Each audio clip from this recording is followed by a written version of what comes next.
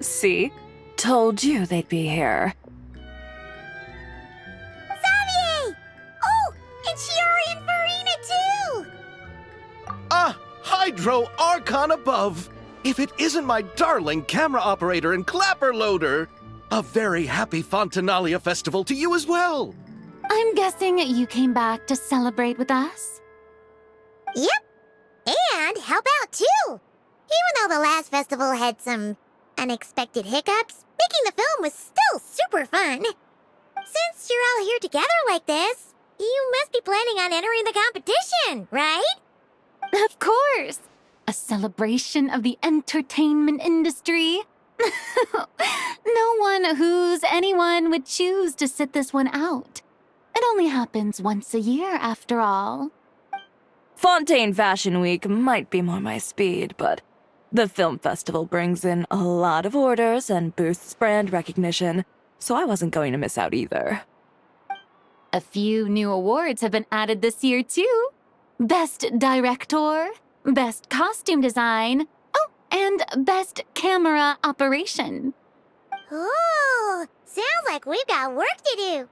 Come on, tell us! What's Musketeer Pictures film gonna be about? Oh, about that. What's wrong, Xavier? What's with that look? Oh, man, you weren't scammed by some shady investor again, were you? No, even I'm not naive enough to fall for something like that again. Besides, thanks to the fine people here, Musketeer Pictures has more than enough funds to shoot without investors.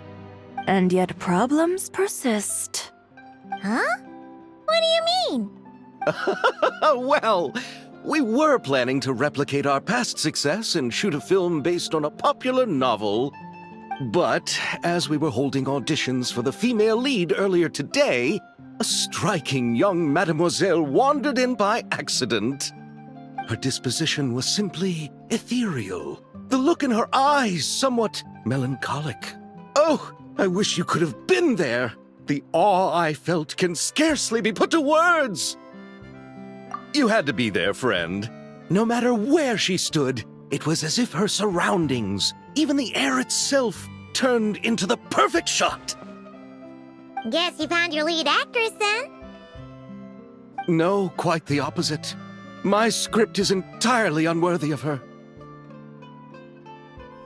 I fear it is. Nevertheless, I couldn't help but approach the mademoiselle to ask about her background and what brought her to Fontaine. What did she say? Sadly, she said her best friend was gone. After returning to her own homeland not too long ago, she decided to visit where her friend was from to remember them better. Oh, no wonder she looked sad. Yes, but that's when it struck me. Why not cast her as the lead in a film centered around her search for this old friend? Huh? You're gonna rewrite the whole script? But is there even enough time? Isn't the prep work super complicated?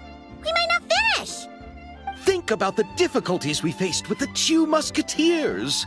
We had to start from scratch back then, too. I'd say we're ahead of the game this time. Guess so, but... Don't worry, Paimon. Shiori and I have evaluated the proposal, and we support Xavier's decision. I won't really need to start on the costumes until the cast is finalized, so it's not too much extra work for me. Oh, fair mademoiselles. How can I ever thank you? Finishing the script would be a start. You know, compared to a commercial popcorn flick, I do prefer the idea of shooting a more artistic film. One that leaves a profound and lingering impact in the hearts of the audience. I agree. True trendsetters are the people who dare to go against the grain. Well, leave it to Director Farina to have a vision. Honestly, though, the artistic passion of everyone at Musketeer Pictures is inspiring. Anyway, now that we've heard so much about this lead actress, Paimon's gotta know who it is! Ah! Columbina! What are you doing here? Hello. I was just walking past when I heard you talking about me, so I came over. Huh? You know Miss Columbina? Of course! Wait a second. Does this mean Columbina is the actress who inspired the whole rewrite?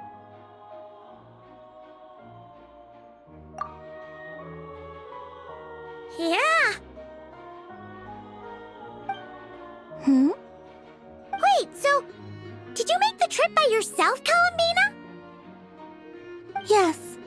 I mentioned how I wanted to visit other nations once things settled down in Notcry, remember? So I went to the curatorium to ask Never for advice.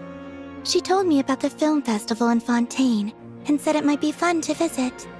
I spoke to Lauma before I left too, and she thought it was a great idea to get out for a bit. It's just, I received quite different travel advice from the two of them. Oh? How so? Well, Lauma told me to go out and experience new things and make new friends. What a wonderful suggestion. That's how a trip should be. What about Never? She said, don't trust anyone and don't talk to strangers. Yep, that sounds like her. I can understand that too. It shows this Nefer cares about you a great deal, Miss Columbina. Yes, so I plan on combining their advice. All I need to do is turn strangers into friends, and then I can talk to them. Huh. That kinda makes sense, but also not. Hey, Chiori. Oh, look who's back. Happy Fontinalia Festival, you two. Oh, looks like we have a superstar in our midst. How about an autograph, Big Shot?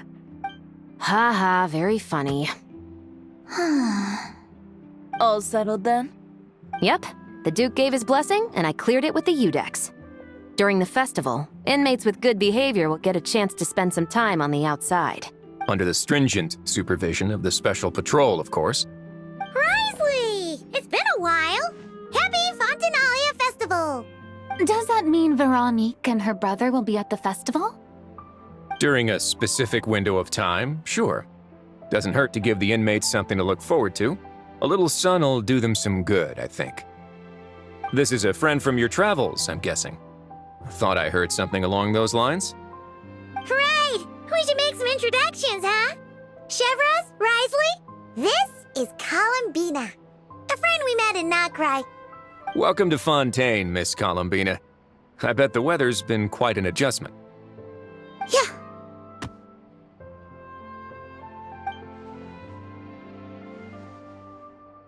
And not the good kind, I take it.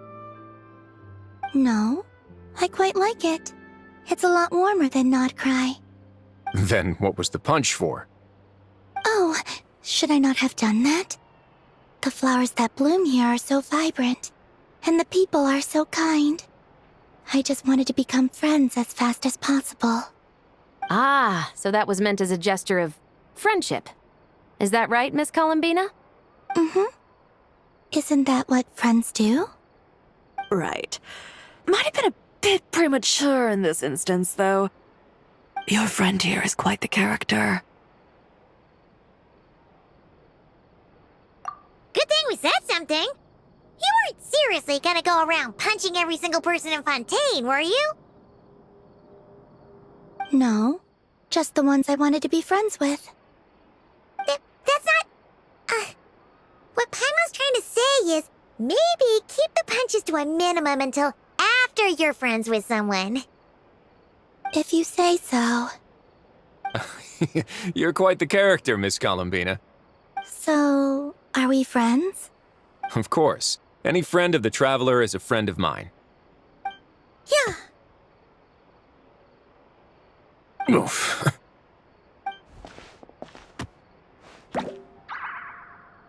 When it comes to friends, you sure know how to pick 'em.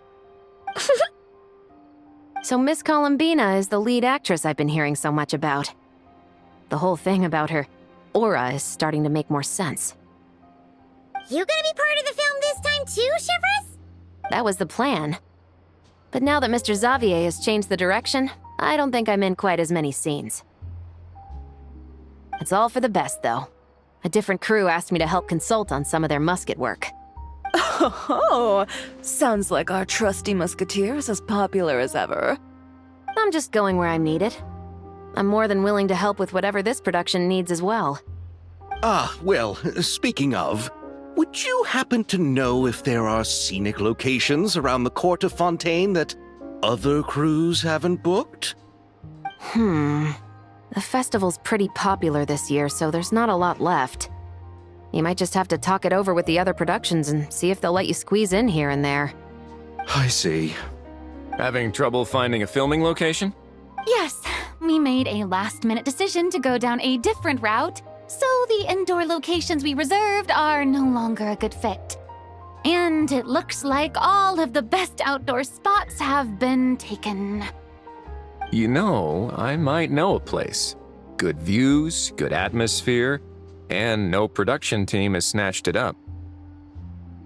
That sounds perfect! Where is it? You want me to reveal it just like that? Come on, let it be a surprise.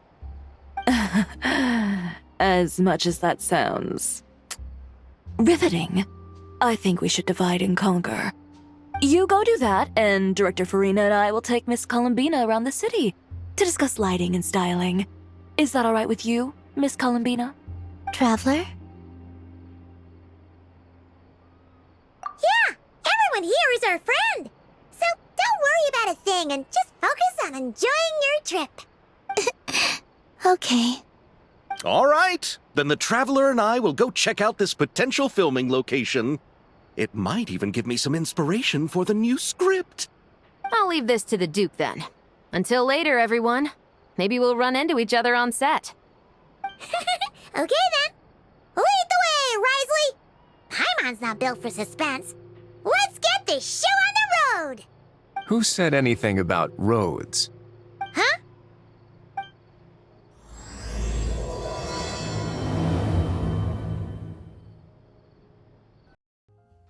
No way! You brought the winglet up to the surface? It'd make quite the grand backdrop for a film, don't you think?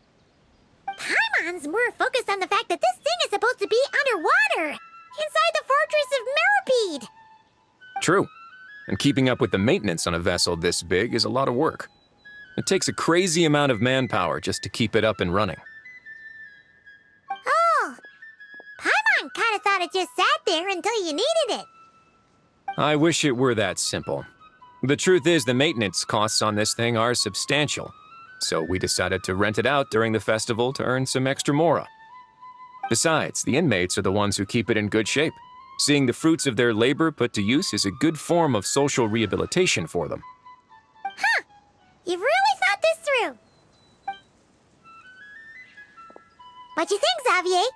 Is this a good place to shoot? Ah, I've got it! Good messieurs and mesdemoiselles, I've got it! Gonna take that as a yes. The beginning is the hardest part, and the opening of this film has been eluding me, but now I know just how it should start. Glad to hear it. Thanks for bringing us here, Risley. Don't thank me just yet. This isn't quite a done deal. Huh? Not a done deal as in someone already rented it out?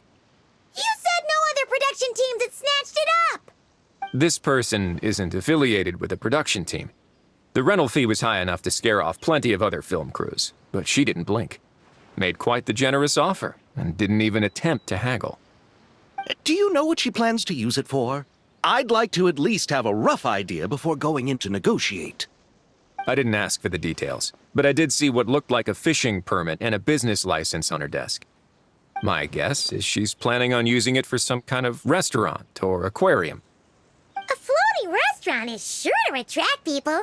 But an aquarium sounds cool, too. The views from the ship make it a great spot for a date. The winglet might not be under my command right now, but it's always nice to see her admired. A film is sure to drum up some good publicity as well. I do hope we can work something out with the current captain. Well, guess we should head over and talk things out then. Best of luck. Wow! The winglet's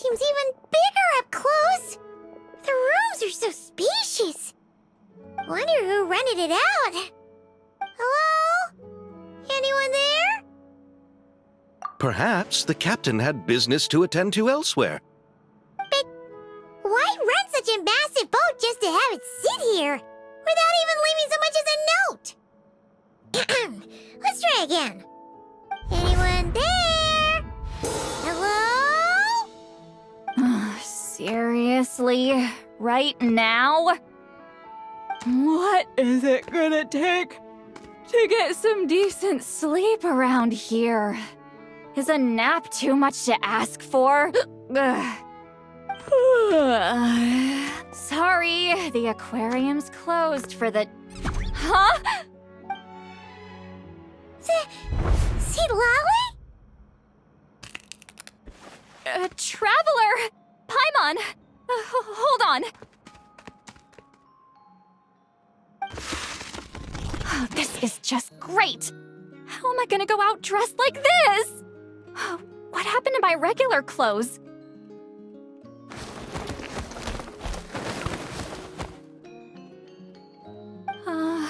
The wash! I put them in the wash after I drank too much and fell into the fountain. Oh, this can't be happening! Am I seriously gonna go out like this? Think we might have caught her at a bad time.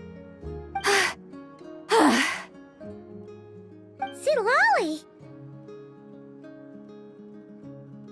I don't want to hear it. Hear what? A single word about what I'm wearing. No comments, none. Is that clear? Oh, yep. Crystal. Huh? You think so? No, wait, I told you not to say anything! What was... her thoughts. I heard her thoughts. How could I forget about that? Oh, this is so embarrassing. I seemed a little too pleased to get that compliment, didn't I? Wait, the mind reading went both ways. Does that mean the traveler's hearing all this too? Oh, you clearly did! Huh? What did we do? Paimon's not following. Nothing. It's nothing. Let's just move on. Did you need something? You're not here alone, I see. Hello, I'm Xavier, a film director and producer from Fontaine. I meant to introduce myself sooner, I just didn't want to, interrupt. No wonder we ran into each other in Fontaine of all places. You must also be in town for the festival, then. That's right. We're helping Xavier with his film. In fact, we were hoping to shoot some scenes on this boat. You're the one who rented it out, right, Seed Lolly? Me? Rent a boat? I wish I had that kind of spare cash floating around. Not to mention the spare time. Don't get the wrong idea, though. I'm not here to sail off into the sunset and live out some cushy retirement life, okay? I'm not that old. Then why you dress like... how did you end up staying aboard the Winglet? Well, I heard one of my favorite light novels was getting turned into a film, so I came to Fontaine to catch the premiere. Originally, I booked a room near the Opera Epiclese, but I'm quite particular about where I sleep these days. I think it's an age thing. And that bed? I just couldn't sleep in it. I tried to find a different hotel, but with the festival, everything was completely booked. Just as I was worried I'd have to sleep under a bridge or something, I happened to spot a help wanted sign on the side of the road. Oh, so you're here to take care of the boat? No, I was hired to man the front desk. The pay is a bit low, but food and drinks are covered. And it includes room and board during the festival. Plus, the job is simple. So I thought I'd give it a shot. Wow! They actually thought you'd be a good fit, huh? What? You don't think I'm cut out for it?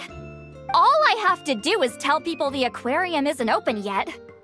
Other than that, I'm free to do whatever I want. It's a pretty sweet gig. That's all? Yeah, I was also kinda shocked. But it's not a lie. Head downstairs and see for yourselves. There's nothing but empty tanks. Not a marine animal in sight. Did your boss mention anything about being open to film crews using this space? Our production was hoping to film on the deck for a few scenes. No. That never came up. You could just ask her. Oh, she's around? What kind of person is she? We should know what we're heading into. She's nice enough, I suppose. Pretty reasonable, too. Even offered for me to move to a bigger cabin if I was too cramped. Back at the Masters of the Night Wind, I'm used to being the one giving orders. But working under her doesn't feel like being bossed around. She seems to respect what I think. Wow, she sounds like a great boss. She did tell me she'd rather not be disturbed, though. She's been working on an important project, so I'd keep it brief. Got it. Thanks for the heads up. All right, the captain's quarters are this way. I can take... Wait. But I'm wearing... whatever. I doubt she'll care. Just follow me. Miss Guillotin? These visitors were hoping to ask you about something.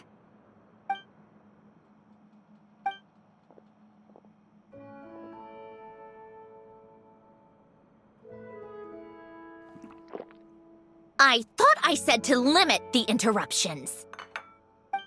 Just tell them the aquarium is still...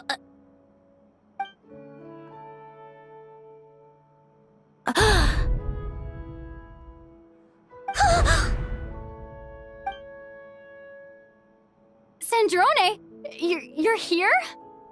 Huh? You know each other? Are you okay, Sandrone? Do you still remember us? Everyone was so upset after what happened. We all missed you so much. Miss Seat Lolly, why don't you escort this gentleman to the reception area for a cup of tea? I have something to discuss with these two in private. Ah, I see. Right this way, Mr. Xavier.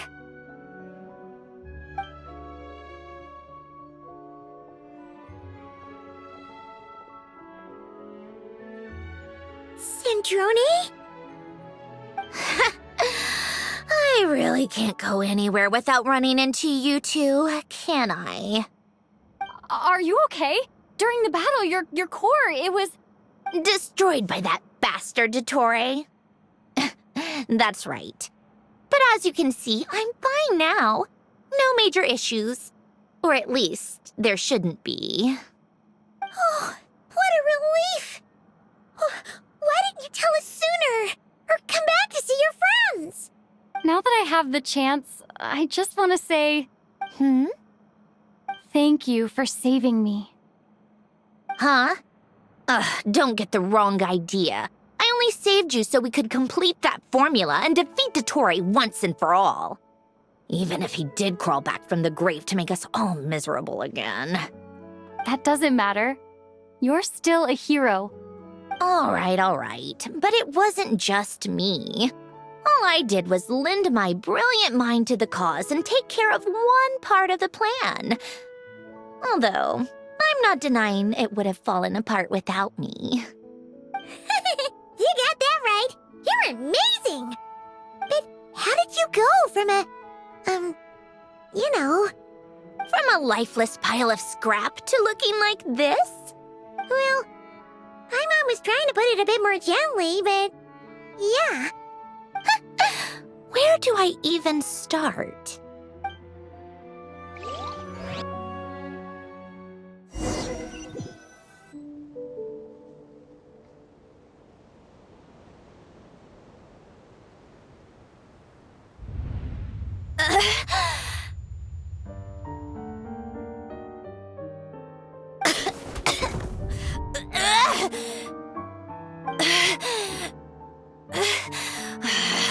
Curse it all! Where am I? Why? Did we do it? How much time has passed? I'm not in one of that lunatic's experimental labs, am I? Wait, Fontainian decor. Books from the Research Institute. Phew. One thing at a time. Initiate self-diagnostics. Assess the extent of the damage. Cut power to compromised, non-essential components. Then reconstruct available action modules.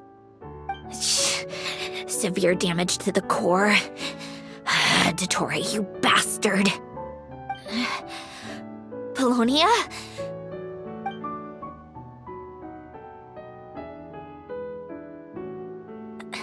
Polonia, wake up! Activate! You're in even worse shape than me. Internal gears and energy circuits are barely intact. Extreme damage to the core, just like me. Rebooting is off the table. Even if I could repair the damage, I don't know if... You used up all your critical energy in those final moments, didn't you? To protect the core of that guy in the hat, and the numerological array. Wait, the array. Yes! The prototype is still here. But can I even run it in this state? Whatever. I have to try. I just need to confirm one thing. Activate the numerological array. Connect the computing core to my body. Just like I thought. It needs too much computing power.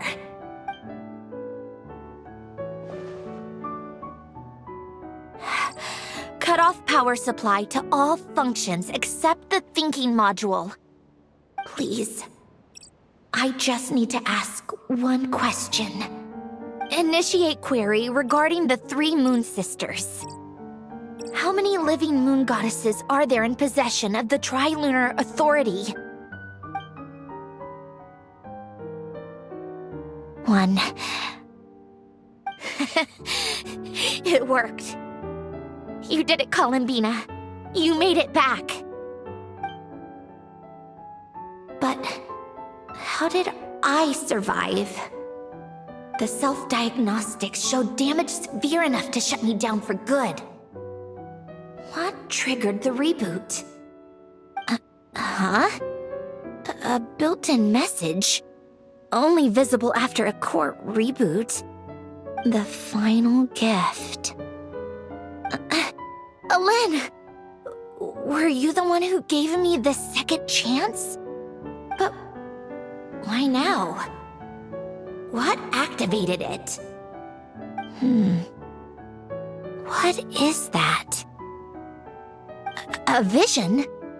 Wait, no. It's a stellar linchpin?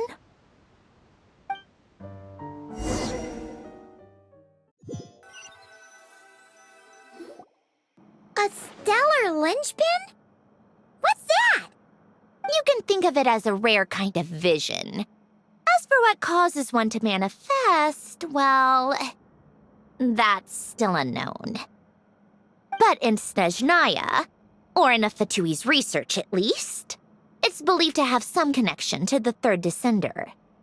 The third descender? We knew his remains were used to create the Gnosis, but this is the first we're hearing about a stellar linchpin. You knew about the remains? Right, of course.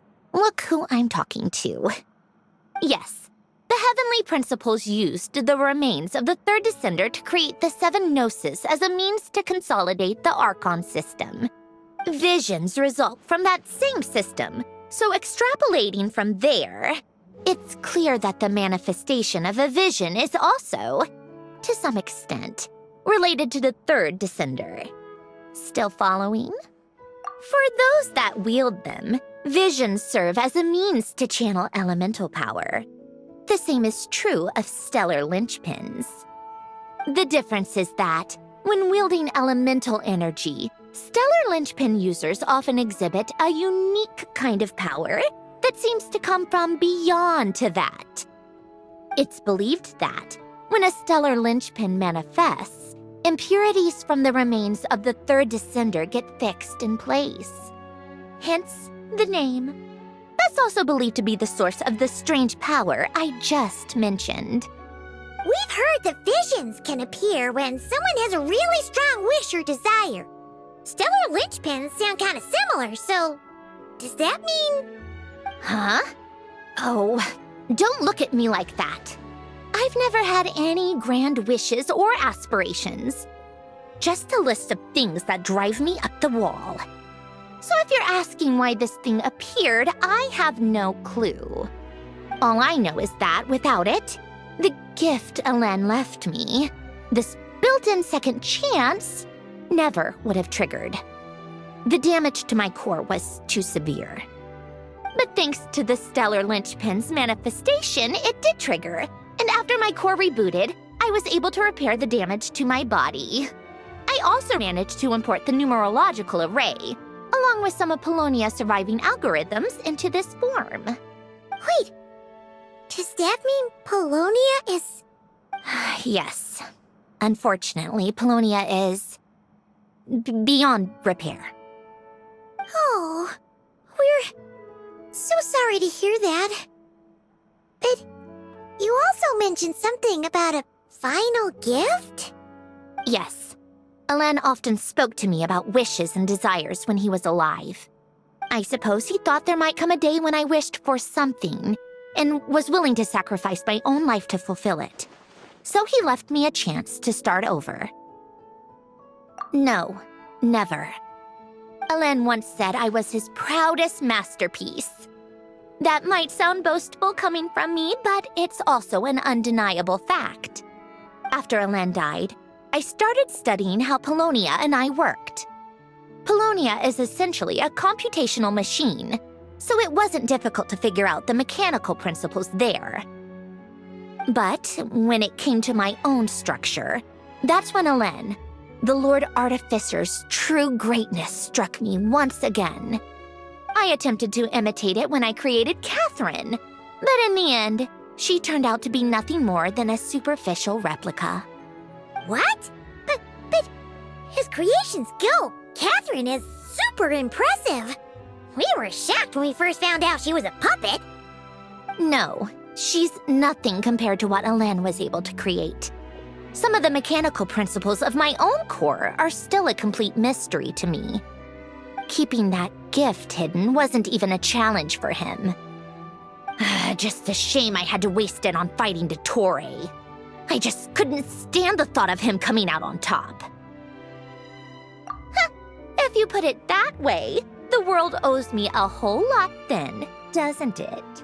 Wait, but all this still doesn't explain what you're doing here. Risley said you rented the ship and even had some kind of fishing permit? That's because I'm trying to go back to the place Elen and I lived when he was alive. My former home, I suppose you could say. The second chance wasn't the only part of the gift.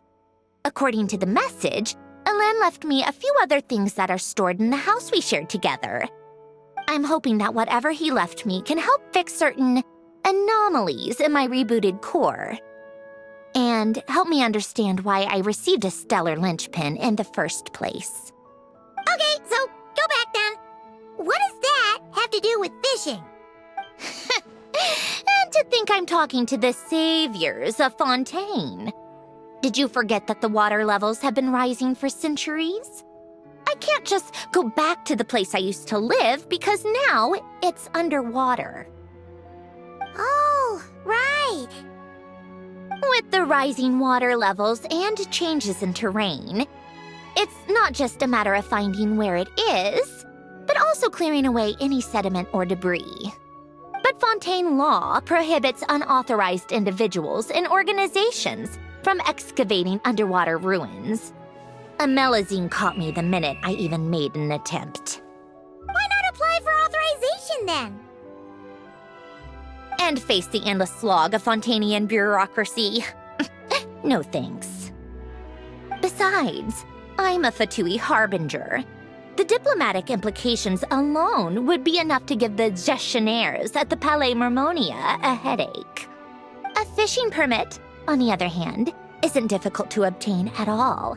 Minimal paperwork required, and under the name Guillotin, the application was a cinch. So you're exploiting a legal loophole? Am I? That underwater home belongs to me. If I happen to chance upon it while doing some fishing, what's the issue with that?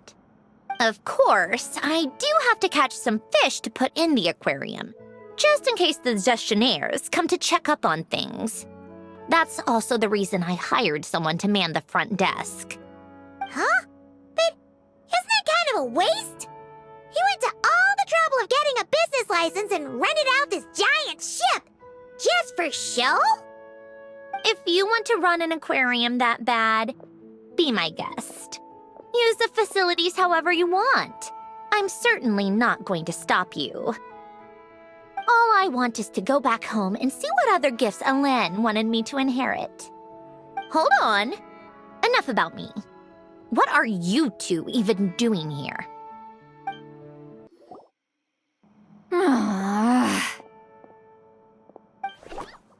Seriously? They've been in there forever.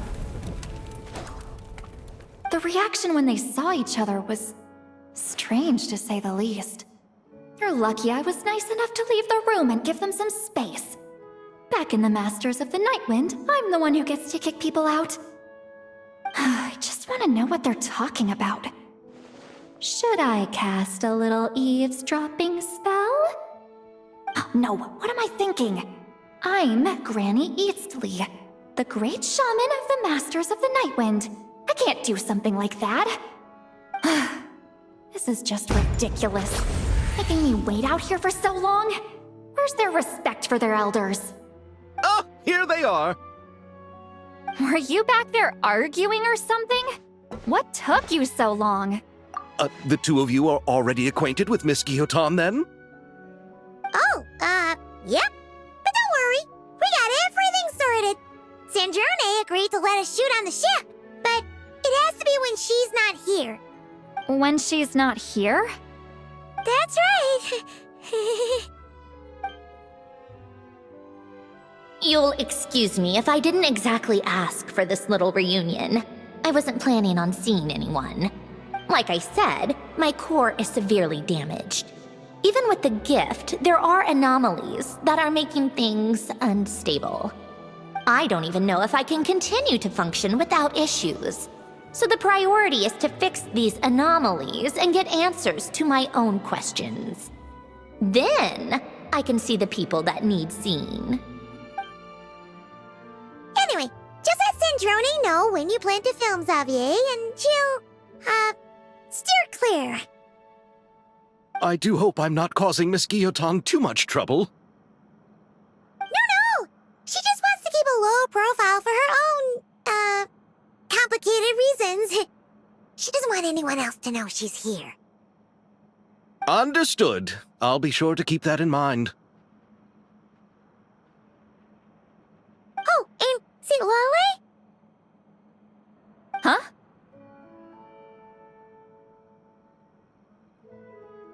You mean Miss Guillotin? What does she want? Oh, please don't let it be about the pajamas. What? The 7th of the Fatui Harbingers? Why are you telling me all this? I asked the Traveler about you, and I've decided it's best to be open in this instance. I can understand if you would rather not work for a Harbinger. Regardless, the room on the ship is yours to keep. You're an acquaintance of the Traveler, and I plan to honor that. Wait, she's actually nice? It's not a problem. The captain also worked for the Fatui, and he helped Natlan a great deal. We know that there are good people among your ranks. Besides, I've been around long enough to know what it means to earn one's keep. This isn't Natlan, and I don't expect special treatment. Besides, sitting at a desk isn't exactly backbreaking work. I appreciate that perspective, great shaman. Seat Lolly. Just call me Seat Lolly. That title makes me sound so... old. Well, Seat Lolly, the Traveler and I are looking for something, so we'll be heading underwater together soon. I'll leave the ship in your care while we're gone. Together? How often? Not too often. We're heading out in a bit, but I'll be available if you need something. You couldn't, go alone? I wanted to, but she was concerned about my physical well-being, so she offered to come with. Guess my mental well-being means nothing then. Huh?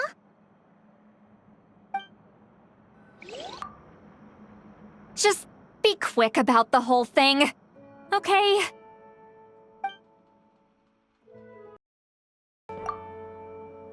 Miss Guillotin is so generous. We talked it over, and she agreed to let our crew come over and do some test shots while you two are out. All right. Our first stop is the Barrel region. After Alain left the Fontaine Research Institute, he lived in seclusion somewhere around there.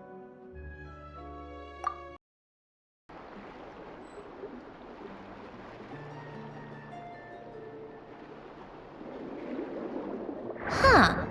This place has changed a lot. Guess I really have been gone for a long time. Let's look around and see what we can learn. Oh, and don't forget to catch a few to take back. We need to keep up appearances, remember? Poisson isn't too far from here, right? It's all a bit nostalgic, I guess. Back when I lived here, all this was still above water. All right. I have a general understanding of the terrain changes and sediment accumulation. We can stop here for now.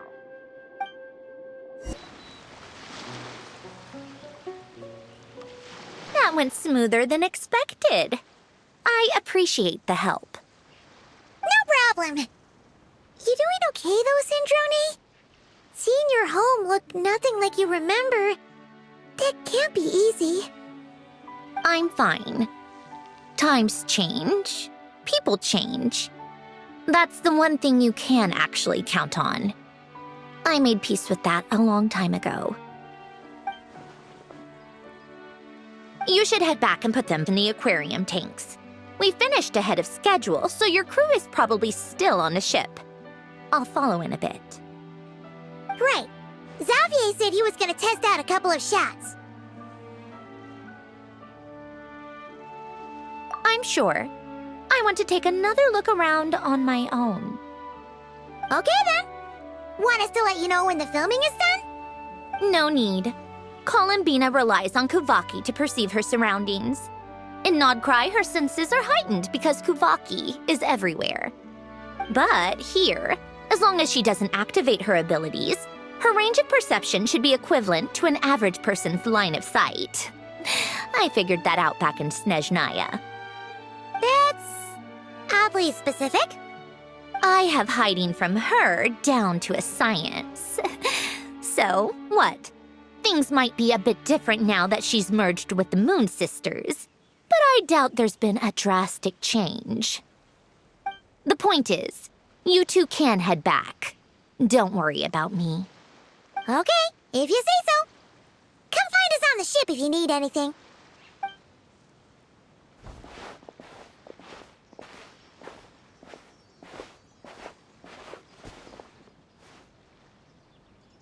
What did you leave for me, Alain? Did you know I would come back? Or did you make it so I would have to?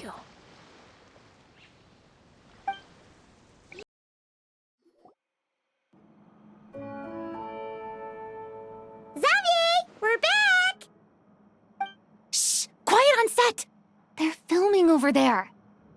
Oops, sorry.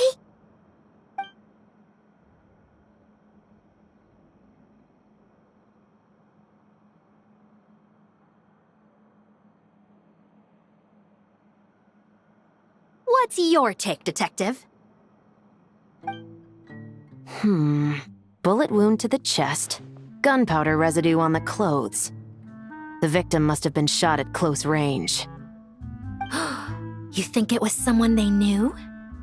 Yes. It's possible the suspect arranged for them to meet at this very spot. A reasonable deduction. But you're overlooking a crucial clue. What? The victim's pocket watch is missing. And cut! I think we got it! Good work, everyone! Phew, finally.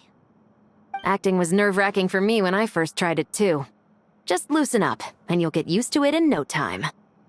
Severus! Charlotte!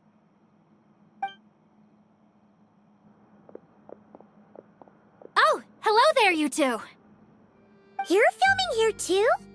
Oh, so Charlotte's crew must have been the one that asked you to help out, huh, Severus? Yep. They heard about a potential filming location and wanted to come check it out. But when we got here, your crew had already beaten us to it. Luckily, Xavier and our director, Lapine Pauline, go way back. In the end, we agreed to just share each other's filming locations. Considering all the last-minute changes, that's just what Musketeer Pictures needed. For sure! Based off the scene just now, you must be the star of the film, Charlotte! You bet! This detective costume really suits me, don't you think? Oh, for sure. You're already right at home lurking in the shadows taking pictures of this and that. Add a notepad and you're practically method. Thanks, Miss Chiori. I appreciate the compliment. That didn't sound much like a compliment to Paimon. So this is a film set? It looks like a very happy place. This must all be quite new to you, Miss Columbina. Yes. I watched a few films with a friend once, but she thought there was no point if I wouldn't open my eyes. So she stopped inviting me. Looks like I missed out on a lot. True. But being an actor seems like a tough job. Huh? Most people would swap lives with an actor in a heartbeat. The lifestyle is so glamorous, and the pay is more than generous. But they have to act out lives that aren't their own, with the whole world watching on in judgment. If they don't do it justice, it must feel like they're letting people down. That's exactly how it feels. This young lady has quite the unique perspective. Well, that's true.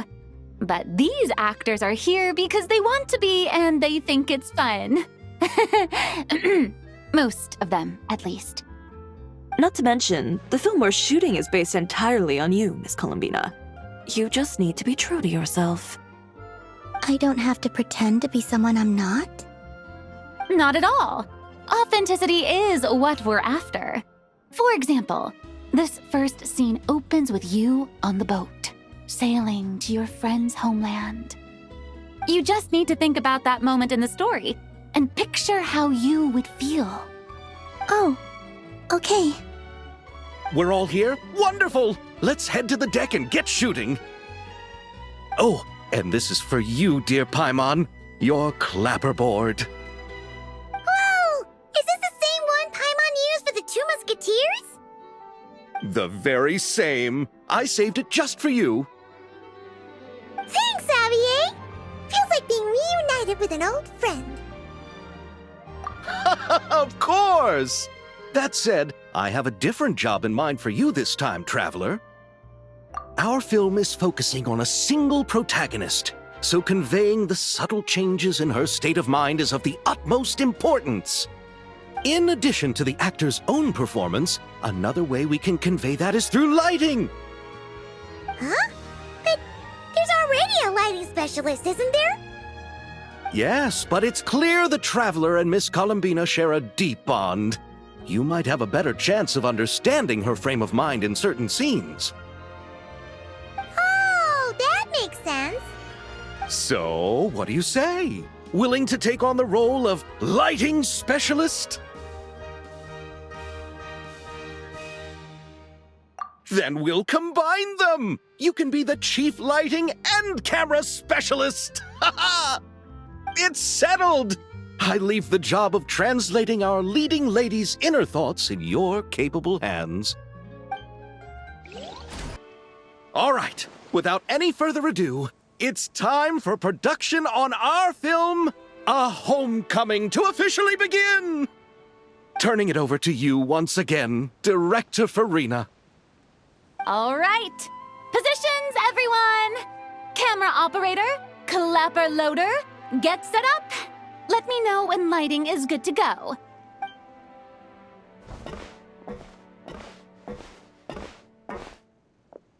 All you need to worry about, Miss Columbina, is hitting your mark.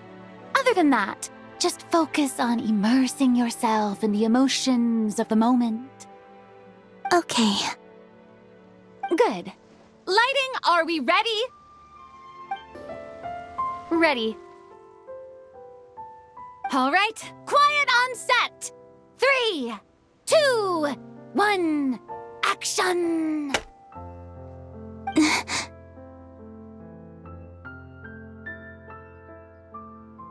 This is her homeland. Columbina. Cut! The emotions I'm looking for were definitely there. Let's just try to keep it a bit more natural. Oh, but definitely keep that gesture at the end. I loved how real it felt. You looked genuinely moved. All right, if you're ready, let's go for another take. Miss Columbina? That presence. It kind of felt like... Sandrone?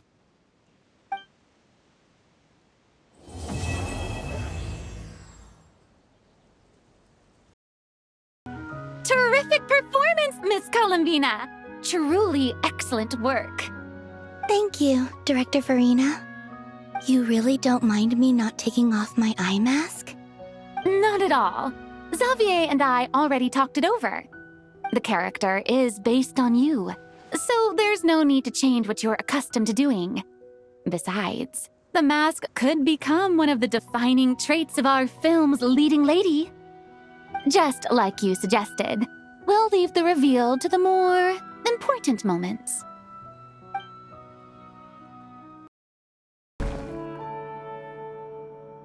Ah, you're here.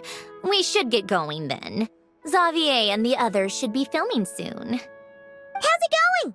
Have you managed to figure out the location of your home yet? I've narrowed down a few potential locations. We just need to take a sample from each one. Once the equipment analyzes them, we should know the exact location and where to find the entrance. Great! We should get started then.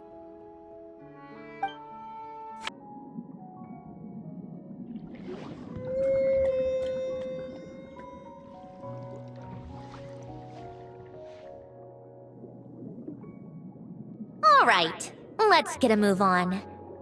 That should do it. Let's head back. The filming should be just about done. We made good time. We might even know the location by the end of the day. You sound pretty happy about that. Do I? I suppose I've just had enough of these anomalies I've been dealing with. The sooner I can fix them, the better. Anyway, enough chit-chat. We have work to do. Oh, but let's head in through the side door. I don't want to run into the crew on the deck.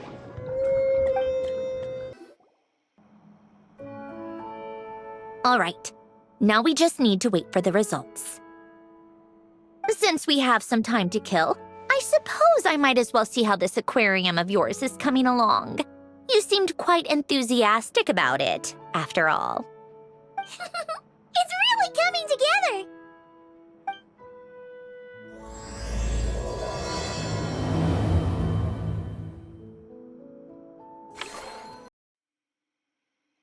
Oh, kind of impressive, actually.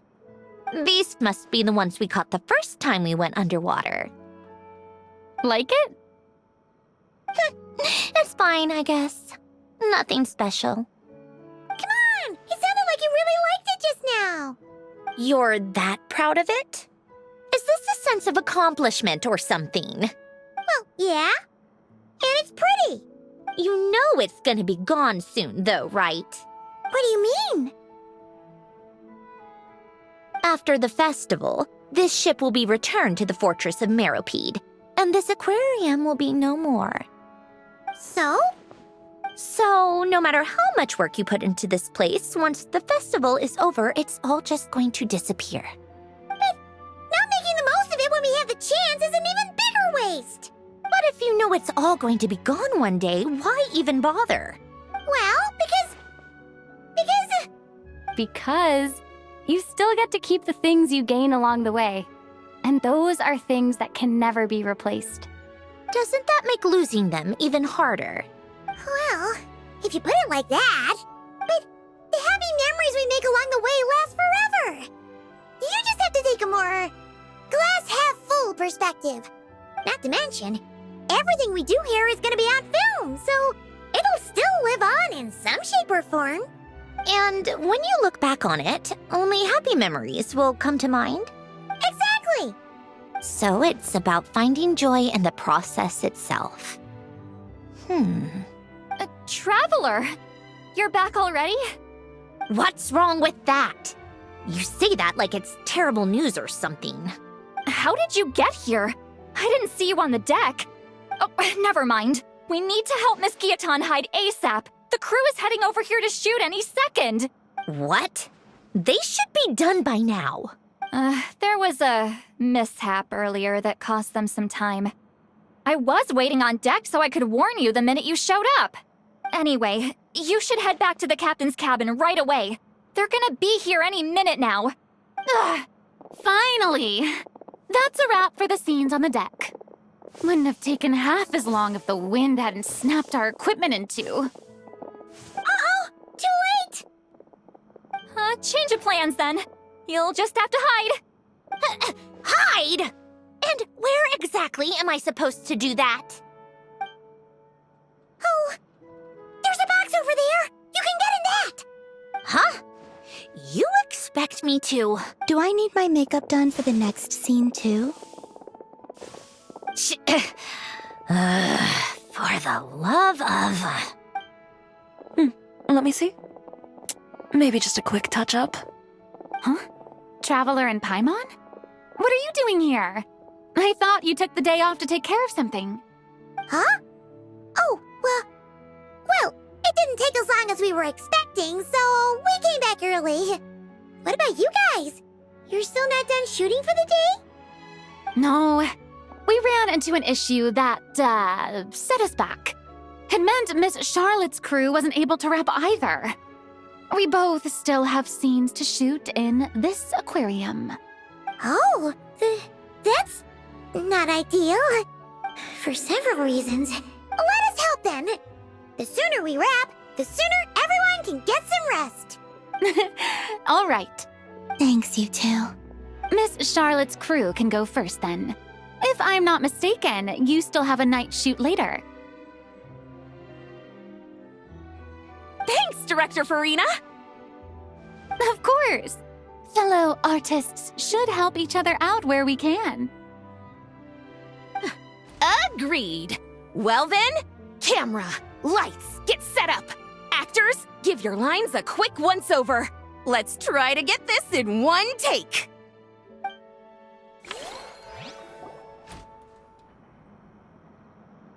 All right, places, everyone! And 3, 2, 1, action! So, the story ends like this. But when Duke Saint Germanus departed, he clearly said that everything was beyond redemption. Huh? That sounds familiar.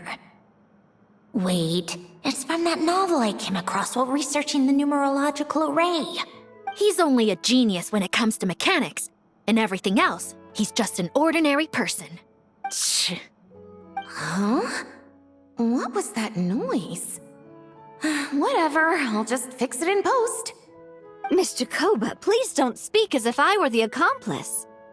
Not so hard. This box isn't sturdy enough for that. This is why I keep saying, don't put too much trust in Clockwork Mecha. Unlike humans, machines don't have a heart. A heart? That's right. It's what's on the inside. It's also referred to as someone's soul, or likened to free will. You can think of it as a person's core, what makes them unique. In general, though, people don't believe machines are capable of having a soul. You said my emotion module was faultless. It is, but that's not quite the same thing. Do you think I have one then? A heart? I don't think so. I know so. The question is, do you recognize it within yourself? That's where you're wrong. I can't believe this. Forcing me to hide in a box and listen to this drivel. Me. In the end, clocks tick through tranquil years. Fish swim in crystalline springs. No matter how grand a dream is, it will fade away like this. Forlorn, wordless, silent. And cut. That was a long one. What did you think? If she makes them do another take, I'm going to flip a lid. And not just the one to this box. Oh, there were some weird audio things going on, but acting-wise, it was great. It's a keeper. Perfect. That means I can get out of this box. It's our turn. Camera operator, set up for the next scene.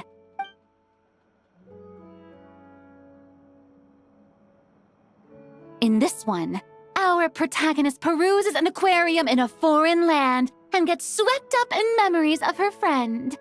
So, in terms of lighting, that's the vibe we're going for. Got that?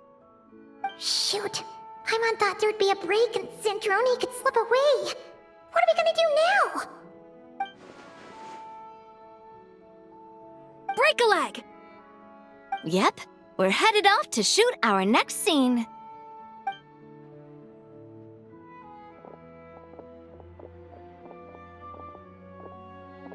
All right, quiet on set.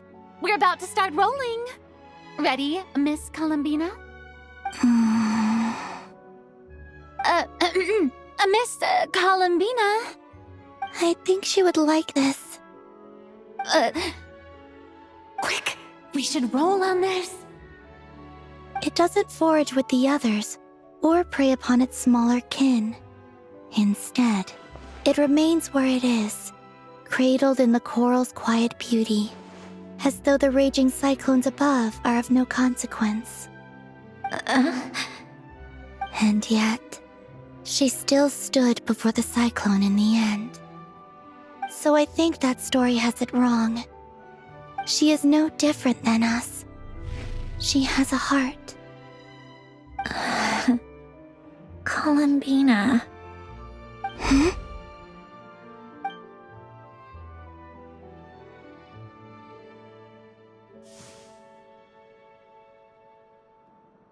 Uh-oh, is she onto us?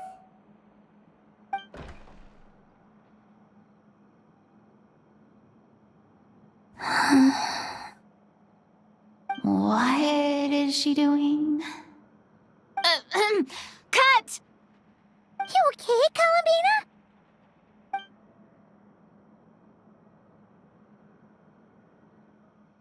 Hmm? Oh, yes. I just thought... Why don't we take a short break? It's been a long day of shooting so far. That last take was beautifully organic, though. We can use it as is. No need to go again. Thanks, Director Farina. But I'm fine to continue. You're sure? In that case, let's shoot some quick B-roll. Then we can move to our next outdoor scene.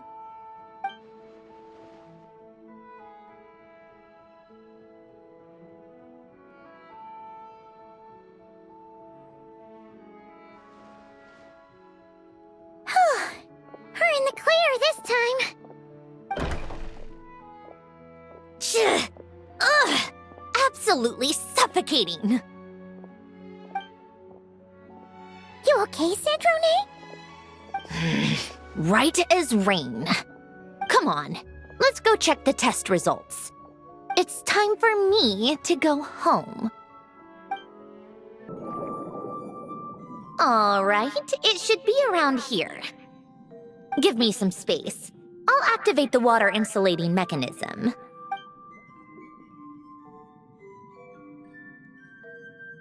The what? Hélène, much like Renee, had long predicted that the water levels in Fontaine would rise. Thanks to his expertise in mechanics, he was able to implement a few simple measures to protect our home from flooding. I told him there was no need, that I would just move when the water rose too high. But it would seem he knew a day like this would come.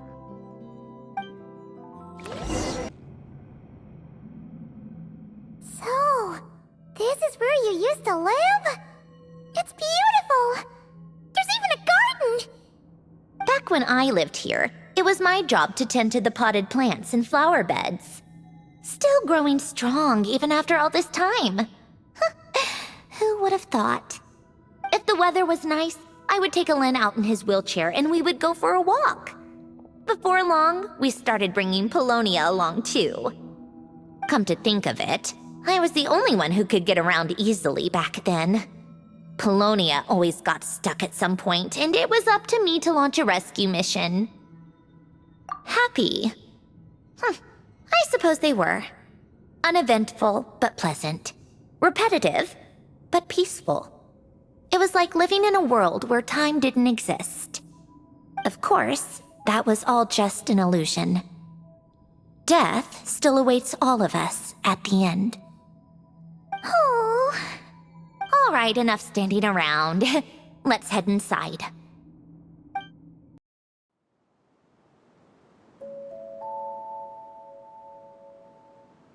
Yep, this place is exactly how I left it. Nothing has changed. What is it? Huh? How did you get... Oh, Arlecchino gave it to you, didn't she? And you... read the whole thing.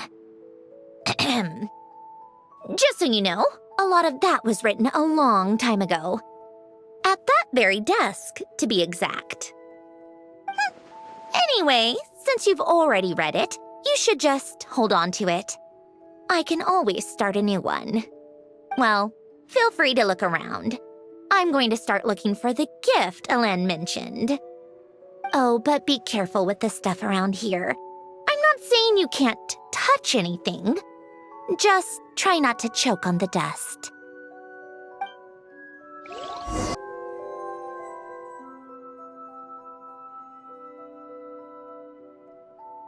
Oh, I played with these when I was little. During the first few months after I was created, I mean. At first, Hélène and I would play together, but it didn't take long for me to become unbeatable. So, Polonia and I played together instead. Yeah, these don't look like Paimon's kind of games. Logic and math puzzles? Those happen to be my specialty. It's been so long. What do you say? Should we play a few rounds? Let's go with this one. The gears on the left are stacked from largest to smallest. The goal is to move them to the other side in the fewest number of moves. Just remember, you can't stack a bigger gear on top of a smaller one. Looks like it took you a few extra moves. My first attempt was the same. You'll get better with practice. Well, what did you think of the game? You showed quite a bit of promise, too. We should do this again sometime. There are other puzzles we could try.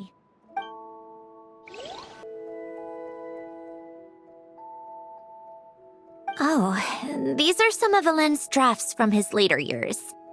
Just casual doodles, really. And these are just some unimportant letters. I couldn't be bothered to sort through them before I left.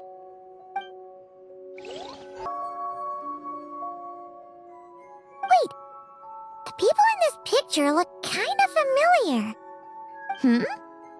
Oh, this was taken when Alain and Renee were both still at the Fontaine Research Institute. Before their falling out. In his later years, Alain would often sit by the fireplace and stare at this picture, wearing an expression somewhere between guilt and longing. He said he sometimes regretted not helping his friend when he needed it most, even if just to stop him.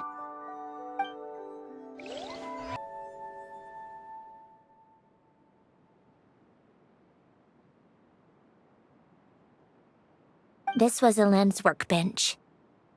Later on, of course, it became mine. It's where both Polonia and I were brought to life. Before Alain was bedbound, this is where he would teach me about mechanics. I would sit and listen, chiming in with questions here and there. Later on, when he got too sick, I took over and would work on Polonia here. Wow! This house is filled with so many memories! It's so cozy and charming. You should have seen it in its prime, when people actually lived here. A lit fireplace, a steaming cup of coffee. That's the real deal. You know, we also used to have a mechanical piano that Alain built. Oh, how chic! Alain never played it much. He probably wasn't able to at that point. But I managed to teach myself. Music theory is essentially math, after all. Once you learn the patterns, it's not really that difficult. I loved perusing Alain's collection of classical music. The chords and harmonies felt like individual mathematical puzzles. It was fascinating, so I did some composing as well. But as Alain continued to deteriorate, even the sound of music began to grate on his nerves. So I got rid of the piano. Aww. Back then, I assumed a piano was like an ordinary clothing rack, commonplace in every home and easily replaceable. It was only after I left that I realized how hard a good piano is to find. Enough about that. Alain's gift should be just in here. The only things undisturbed before I left were a few of his personal belongings.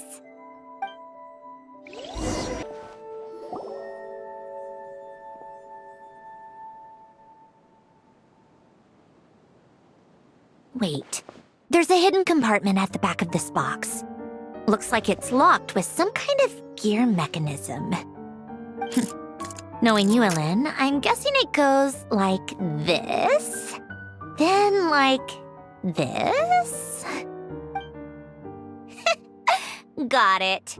Am I a genius or what? Let's see here. A box? Well, you gonna open it?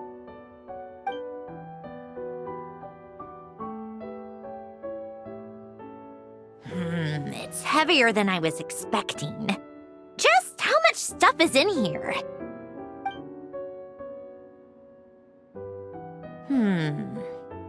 A letter? And a bunch of junk underneath it.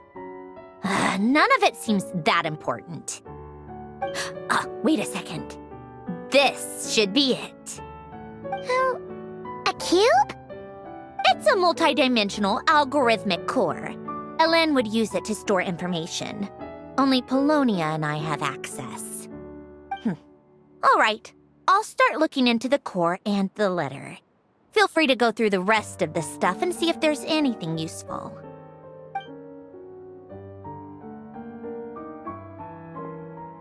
Okay. Hold on. There's another picture in here. This one has writing on the back. A snapshot of you playing among the plants shortly after you were born. you seem to like these flowers a lot. May you grow and flourish just as they do. Huh? Wow! Look how happy you are in this picture! You've changed a lot since then, huh? What's that supposed to mean? Just that you come off kind of aggressive sometimes, or, annoyed at everyone around you? Well then, people should stop being so annoying. It's not like I'm the one with the problem. Of course not. Oh, here's something else. Looks like a piece of paper torn out from somewhere. Today, I solved another math puzzle and made a breakthrough on a construction problem the Institute has been stuck on for years. Am I a genius or what? No, wait, that's From now on, I should have people address me as Her Highness the Clockwork Princess, Unraveler of all reason. Nope. No more of that. I thought I tore this page out. You wrote this? Then how did it get... Wait, there's more writing at the bottom. You seem to have developed a distaste for this particular entry, considering I found it in the trash.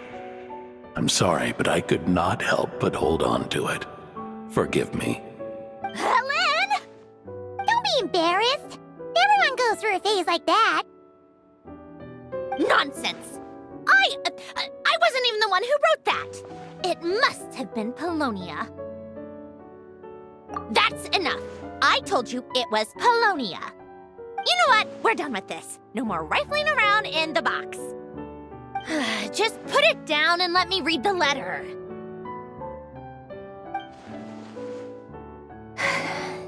To my little clockwork princess. Not another word. Got that? If you're reading this, You've most likely received the gift I left for you. I just hope you didn't stumble across all this while cleaning out my effects or something trivial like that. I once asked if there was something you wished for. Do you remember that? I wonder if time has changed your answer. Regardless, I have another gift. A formula that will allow you to come face to face with the anomaly inside of you. If you even still call her that. Why this gift? To understand that, allow me to wax poetic on the soul once again. I would ask you to stick with me until the end, but I know you will. You always have.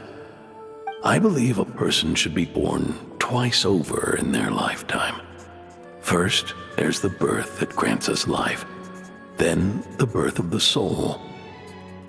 It's a matter of transforming the life bestowed upon us into the life we choose for ourselves. And to do that, we must look inward. We must make a conscious choice to define the meaning of our life instead of allowing the happenstance of our existence to pass us by. This is the process of recognizing the soul that lives within us. You are my proudest masterpiece. I told you that long ago. But to me, you have never been a creation or a machine.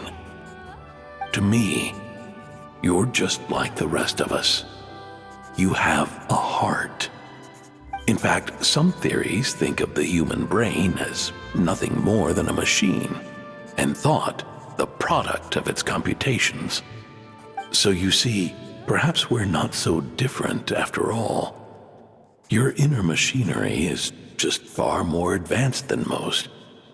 No matter how one looks at it, the heart is a complex thing, a place where logic and reason collide with our emotions. Your computational capacity allowed you to become sentient and develop logical reasoning. But it also granted you something that, on the surface, might seem contradictory. Emotion. Emotions and logic often clash with each other, and those instances of discord can accumulate over time. That is the source of what you refer to as the anomalies within you. As you told me once, you've always known what you don't want, yet you've never wished for anything in particular. Similar to how a blind person can feel when a part of their body is in pain without being able to fully visualize its form, such is your relationship with your soul. So, what I leave you now is this: a formula that will allow you to see the shape of your soul. For if you want to protect your heart, you must first be able to recognize it within yourself. Of course. Whether you use it is entirely up to you. You are, and always have been, free to do as you wish. Regardless, whether by my formula or some other means, I trust you will know your heart one day. You always were a fast learner, and the smartest person I've ever known. Ellen. Oh. I'm fine. I've already figured out how this formula works. Let's get out of here and then we can use it. You made up your mind already? You're gonna do it? Why wouldn't I? Resolving the anomalies within my core is the reason I came here in the first place. No, I can do this on my own. But, do you want to watch? What do you mean? I already know what anomaly I need to resolve. Like Elen said, she's an amalgamation of all the times my logic algorithms have clashed with my emotions. And by resolve, you mean that literally, or...? Yes. But if you, let us in like that, wouldn't that mean letting us see a bunch of your, inner thoughts and secrets? If what Elen said is true, then I'm about to be... born anew. Or whatever. This is your chance to be lucky enough to witness it. Besides, you already read my whole diary. When it comes to keeping my innermost thoughts to myself, well, I think that ship has sailed. You're really sure about this? How many times do I have to say it? I finally let you in as... friends, and you want to question it. I'm not gonna offer a second time. Enough with the mushy stuff. Just follow me.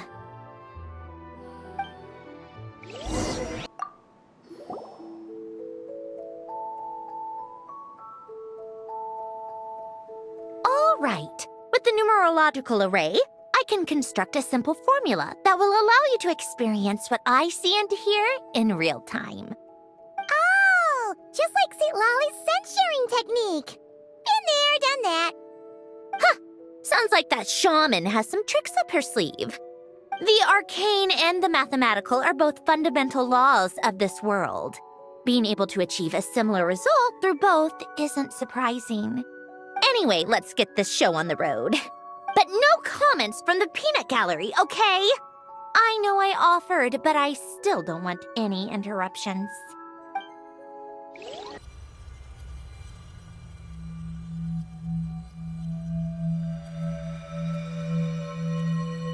Is this... my heart? No, it's probably just the result of Elen's formula. A space dedicated to resolving anomalies. Huh. But it looks like the walls are all... mirrors? You made it. About time. Is that me? From the past? You just spoke of anomalies. Well, here I am. What happens when emotion contradicts reason? Shall we sit down and talk?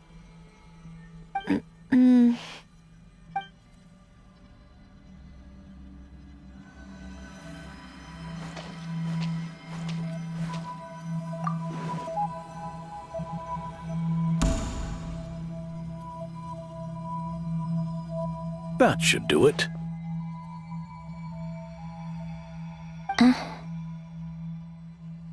Hello? My name is Alain Guillotin. Can you hear me?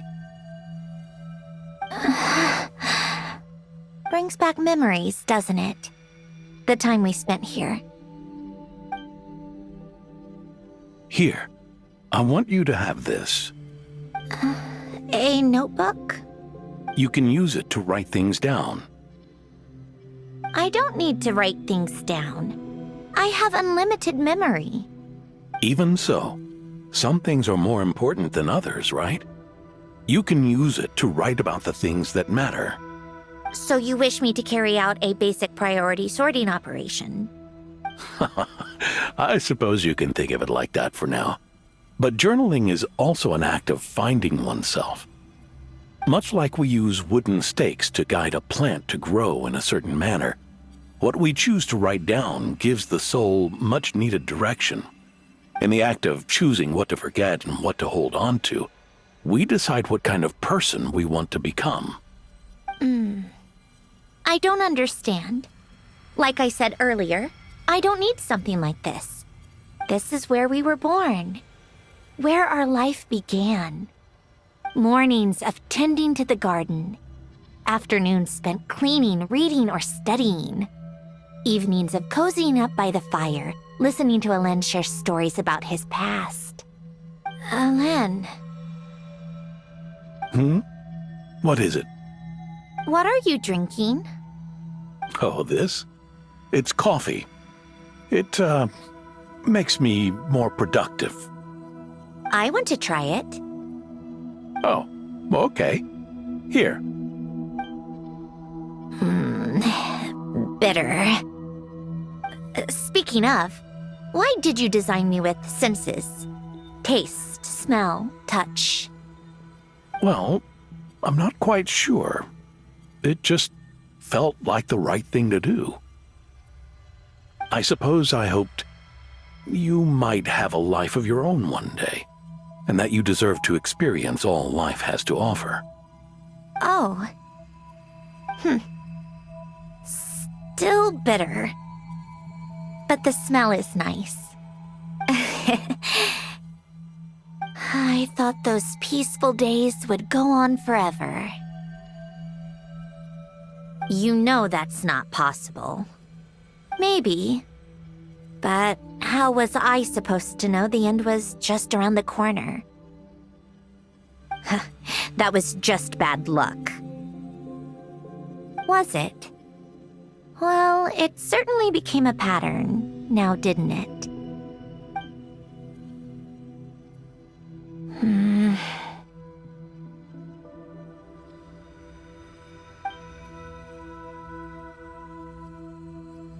Over time, one of the habits we picked up from Alain was a love of coffee. We even took to hosting tea parties. A machine acting like a human. Kind of laughable, right? I suppose that's just what I'm used to. Yeah, that's just what we're used to. Hey, this place isn't half bad. Great spot for a party. More and more people seem to be showing up to my tea parties uninvited. Anyone care to explain? Can you blame me? I saw Columbina leading Capitano somewhere, and I had to see what that was about. I had simply asked Columbina where I might find Arlecchino. I have business to discuss with her, and Columbina suggested looking here. Tartaglia and I were unaware that this was a private gathering. Apologies for the intrusion. It won't be for long. Whatever. Just add it to the list of annoying things that have happened today. What's one more? Since you're here, you might as well stay for a cup of tea. See? Told you she wouldn't mind. Much obliged, Sandrone. Well, look who we have here. Good thing I brought extra desserts. This has turned into quite the occasion. Capitano, I was just about to go find you. Pardon the intrusion. Rest assured, I won't sully your gathering with talk of work. We can have our discussion later. Spoken like a true gentleman. A certain unmannered 11th seat could learn a thing or two. You know, you really should start being nicer to me, Rosaline. Or I might just snatch that 8th seat right out from under you. I'd like to see you try. If you're gonna fight, take it outside. The only mess I plan on cleaning up is tea-related. I still don't understand how our quiet afternoon turned into such a crowded gathering. One by one, people just kept barging in. And then, one by one, they left without a word. Yeah, pretty annoying, huh?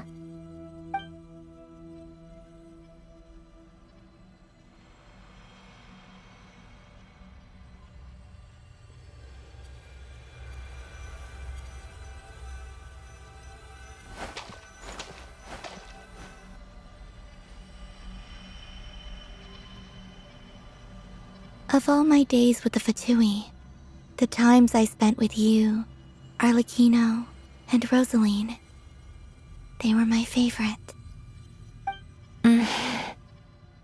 Goodbye, Sandrone.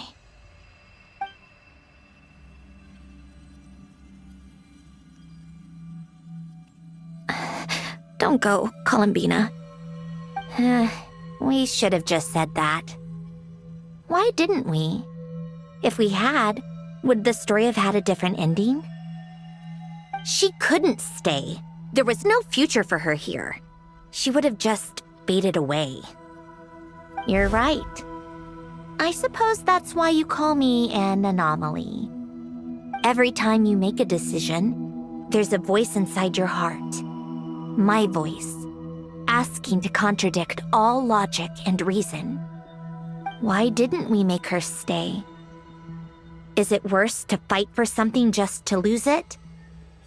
Or not to have fought at all? Don't you find it unfair? One by one, we keep losing the things we care about the most. But in the end, whether I want to fight for something or cry over all we've lost, you just push it down and pretend not to hear.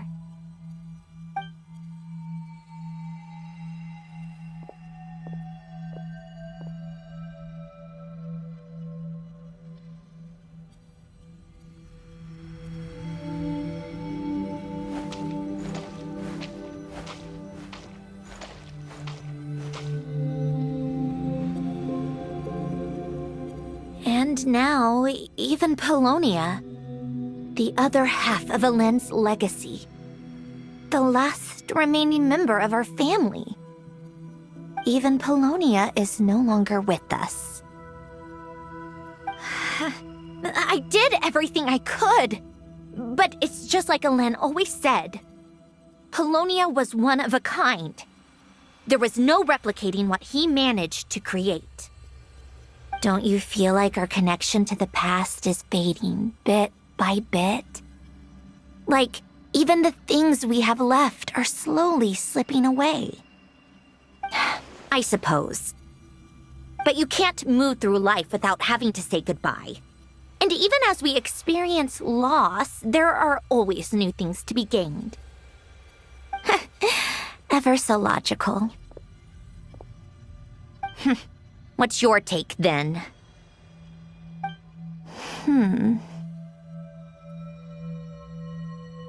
It feels like the more I care about something, the faster the world takes it away. It sounds so stupid, but I can't help it. That's the hand life has dealt me time and time again. Why even fight for something that's just going to be lost in the end? Better to never have had it at all. Better if it would all just disappear. Dark, I know. But the heart wants what it wants. Maybe the stellar linchpin appeared because of me. Because of what I wish for. I don't think so. Yeah, probably not. What an anomaly wants goes against all logic and reason after all. Well, go ahead and do what you came for. You're here to resolve the anomaly, aren't you?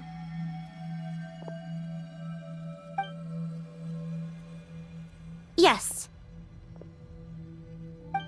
What's it gonna be? Keeping me imprisoned here like before? Or eliminating me entirely, like debugging a code? That might actually be a mercy. I don't care. I just don't want to experience the pain of loss ever again. Go ahead. I'm ready.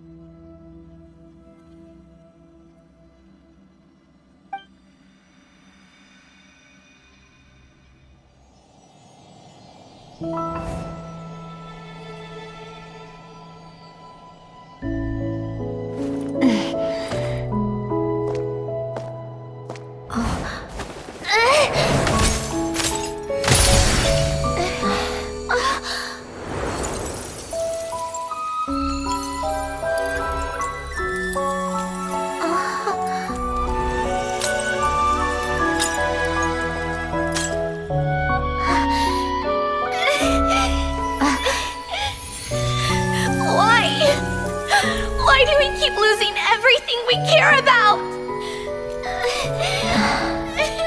I know it hurts, but that's life. I wish... I know. I've always known. Because we've been one all along.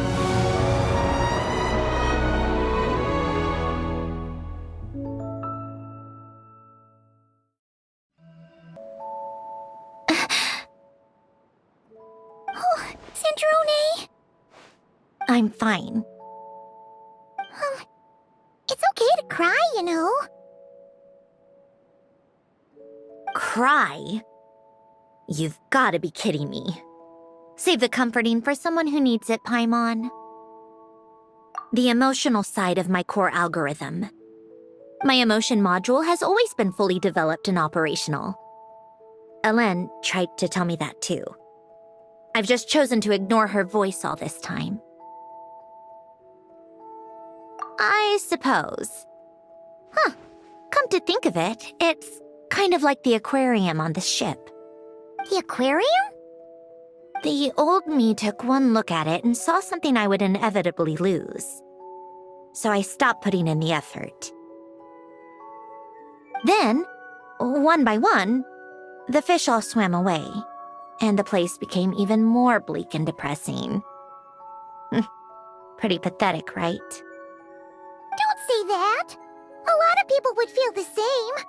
It just shows how much you care about what you have. Now? After seeing what you've done with the aquarium, I have to admit, I think it's beautiful. It's like you said, we get to keep the things we gain along the way. And those are things that can never be replaced, because we choose to hold them in our hearts. Well said! Besides, I've already died once. I'd be stupid not to make the most of this second chance. Right! Earlier you, or your inner self, mentioned something about her wish. What was it? You think that's something you can just ask and I'll tell you? Think again. I may have accepted my emotional self, but I'm not about to go all soft and mushy on the inside and pour my heart out. That said, taking a step in the right direction couldn't hurt. starting with cleaning some old aquarium tanks of my own. Huh? Metaphorically speaking, I mean. Come on, let's head back to the ship. I need to talk to that shaman. Huh? Resentful lost souls? You couldn't get comfortable sleeping near the Opera Epicles, right? Well, I bet that's why. The Fountain of Lucine is where all the water in Fontaine gathers. So that's where the emotions within the water converge as well. Hold on. If it's souls we're dealing with, feeling uncomfortable should have been just the beginning. I should have been able to hear their voices or something. And under normal circumstances, I'm sure someone of your talents would have. The problem is, these souls are no longer complete. Remind me how they ended up like that again? You mentioned something about them being split apart? Yes, it's called soul severing. Renee of the Nartsitzenkreuz Ordo came up with it. After learning of Fontaine's impending doom, Renee thought if he could find a means for the soul to live on in perpetuity, it might ensure the world's salvation. Soul severing was the first step of his research. Unfortunately, his theory of the four orthants was imperfect at the time, and a failure along the way caused his physical form to dissipate. Jakob, another member of the Nartsitzenkreuz Ordo, sought to carry on Renee's legacy and restore his physical form. He even used some of the people who stood in his way as test subjects for his research. By severing their souls? Yes. After Renee successfully awakened, the two continued their research, and all the severed souls ended up merging into Renee's consciousness. After you saved Fontaine by turning Fontainians into true humans, these souls returned to the ley lines. But the souls severed before Renee awakened had nowhere to go, doomed to forever wander the waters of Fontaine as listless spirits. Almost as if they exist outside the bounds of this world. Unrecognized by the ley lines or fate. No wonder I couldn't sense them.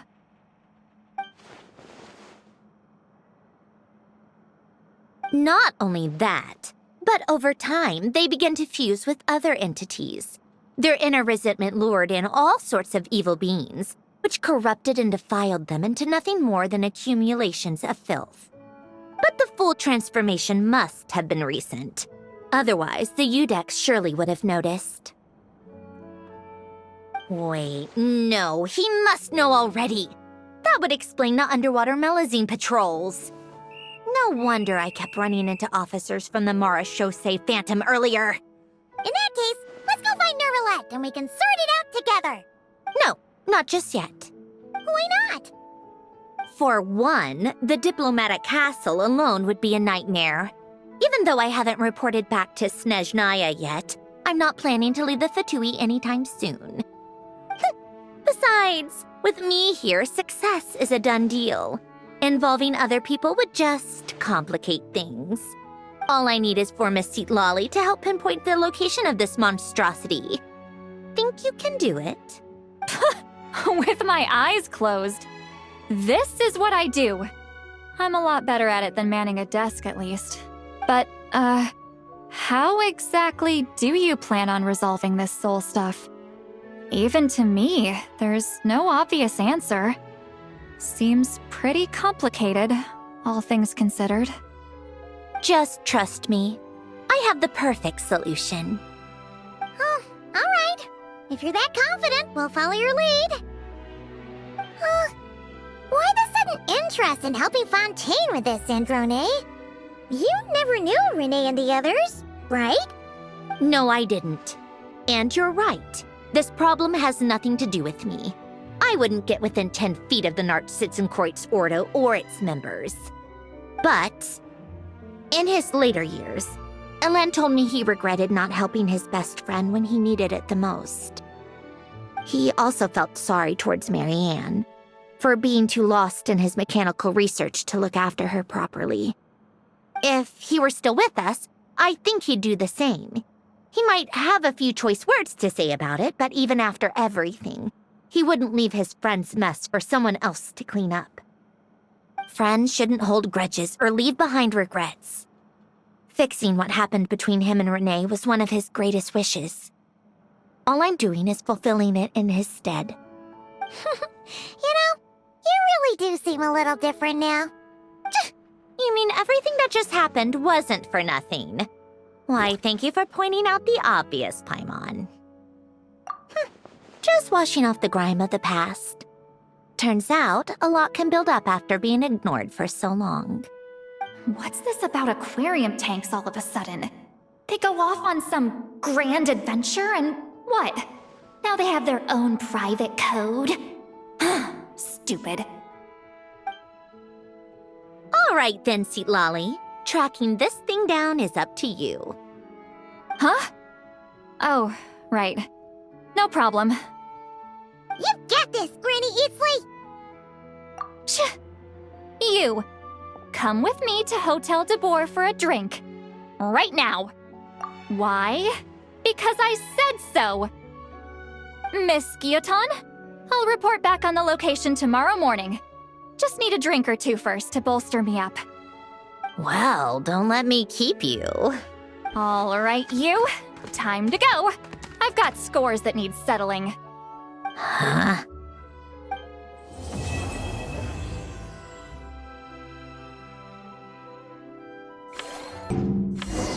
Time to meet up with Sandrone! Wonder if Seat Lolly was able to pinpoint the location. Well, we should know soon. Let's just hope it all works out. Seat Lolly sure drank a lot last night, huh? Wonder if she's even awake. Good morning. Ah! Columbina! Oh, you sure know how to make an entrance. What are you doing here? We just finished filming a last-minute scene, so I came up to get some fresh air. The others are still down below discussing what the final scene should be. You mean, how it should end? Yes, they're torn between whether the heroine should reunite with her old friend or not. Ah, because the whole point is that she came to her friend's homeland to search for her, right? Oh, Paimon almost forgot the plot! Yes. Director Farina and Miss Chiori think a tragic ending where the two never meet would be more poignant. But Director Xavier thinks having the two reunite would make for a more touching and heartwarming ending. Me? I'm not sure. On a personal level, of course I want to see her again. Of course I want to experience that moment where we reunite, even if it's just for the cameras. But that means an actor would have to take her place, and that makes me feel... Oh. Huh? Yeah, don't look so worried. Making a film is supposed to be fun. But besides, it's all gonna work out. You can trust Paimon on that. Work out? How? Well, you know. Yep, exactly. Okay, I trust you. I'll just focus on having fun for now. Well, look who we have here. Traveler and Paimon. Oh, the lighting specialist and clapper loader that never were. Yeah. We kinda went AWOL, didn't we? Sorry about that. Seriously, don't worry about it. Everything's going smoothly on our end, so just do what you need to do. You seem to be in better spirits now, Miss Columbina. I apologize if our earlier discussion put you on the spot. It's okay, I'm fine now. The Traveler and Paimon talked me through it. So, what are your thoughts on the ending then? Should we have them reunite or not? We should tie everything up in bows. Huh?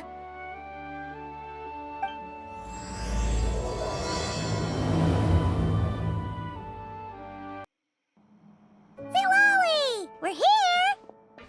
Oh, right on time. Well, yeah. We weren't the ones who drank our weight in alcohol yesterday. What? Are you suggesting Granny can't handle her liquor? It takes a lot more than that to get me drunk. Really? 'Cause, you stopped making sense after a while. Did I? Huh. News to me. I didn't say anything too crazy, I hope. Let's see. You spent half an hour bad-mouthing Auroron, half an hour complaining about work, an hour talking about light novels, and, Paimon kind of fell asleep after that. Are they gone? Oh, the crew? Yeah, we bumped into them on the deck, but they just left. Wait, but now that everything with your core is sorted out, what's stopping you from seeing Columbina? She misses you a lot. I just want to deal with this mess first. Besides, this is a perfect chance to make her jump for once. I have to plan it out more. But enough about that. Were you able to pinpoint the location of our target? Of course! When Granny Eatsley promises something, she delivers. Great, let's see. Morte region. Wait, this is the Tower of Gestalt. The place the souls were severed. Is that the source of the resentment? Or is it the Narcissenkreutz's Ordo in general? Let me come with. This thing's movement isn't fixed. If it's not at this location when we get there, I can use a ritual to summon it. You've already gone to more than enough trouble. I don't mind. These old bones have nothing better to do anyway. Summoning a spirit isn't going to do me in. Besides, if I don't go, they'll just have more inside jokes I can't join in on. All right then. I appreciate it. Ha! There's no time to lose! Let's head out! Huh, no sign of it so far. Should I start the summoning ritual? Let's drain the water from this floor of the tower first. It'll make it easier to move around. Wait, we can do that? Of course. Alan and Renee both saw the future that awaited Fontaine and even shared a few methods for waterproofing buildings. The principle behind it is... not important. Just unlock the mechanisms in the order I tell you.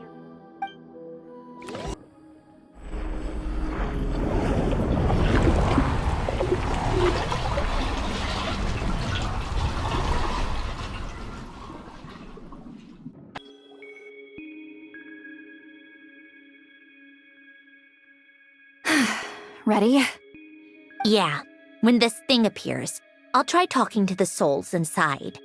But more than likely, they've already been driven to madness. If communication fails, we'll have a battle on our hands. In that case, Paimon better find a hiding spot. If a fight does break out, I should be the one to deliver the final blow. Trust me on that. Understood. All right, I need quiet. Wandering spirits drifting along the tides. Hear me now. Broken souls, silenced, torn apart and forsaken. Follow the traces of the past and return to us. Let resentment recognize resentment. Let vile entities be drawn together. And in this place, take form once more.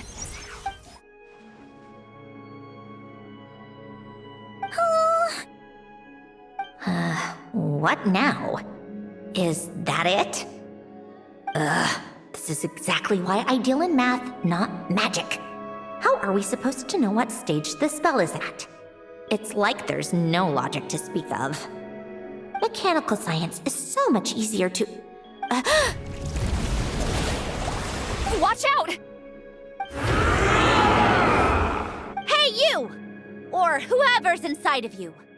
I need you to listen to me. I'm a descendant of Fontaine's Lord Artificer, Alain Guillotin. I can make you whole again and return you to the ley lines. You just need to work with me here. Sandrone! Looks like talking this out is off the table. All right, plan B. Time to blow off some steam.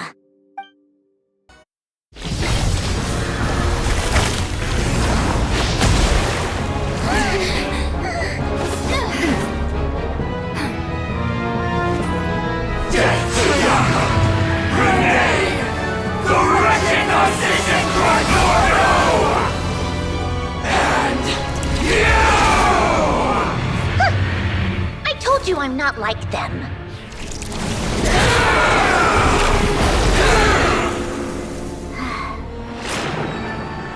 I'm stronger.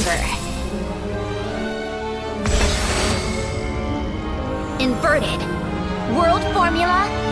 Reversion.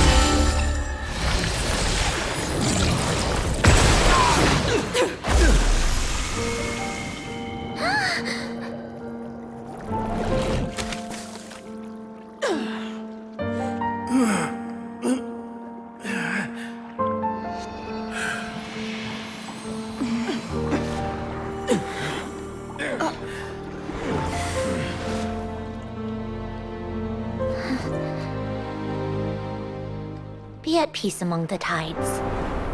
Lost souls.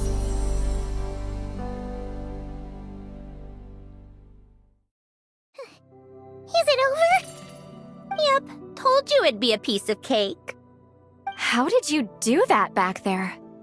That creature was nothing special. Add a bunch of souls with nowhere to go, a touch of malicious energy, a few impurities, and a whole lot of resentment. And that's what you get. All I did was separate the original souls from the rest of the filth, allowing them to be accepted by the current rules of the world. The principle behind the world formula is divergence. Starting from a point of origin, it deconstructs and reconstructs the possibilities of the world to find certain answers. So, it would follow that reverse calculating the world formula allows us to achieve convergence and restoration instead. Using a numerological array, I was able to do just that. It's similar to the concept of homological reduction in mathematics.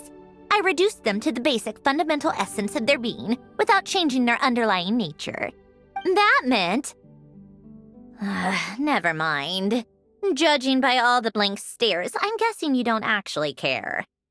I think I finally understand how Outlanders feel when I ramble on about shaman stuff.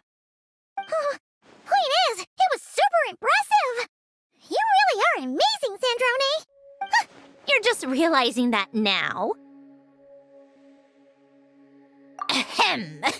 Enough about that. We should get going. I'll go reset the mechanisms inside the tower. See you back on land.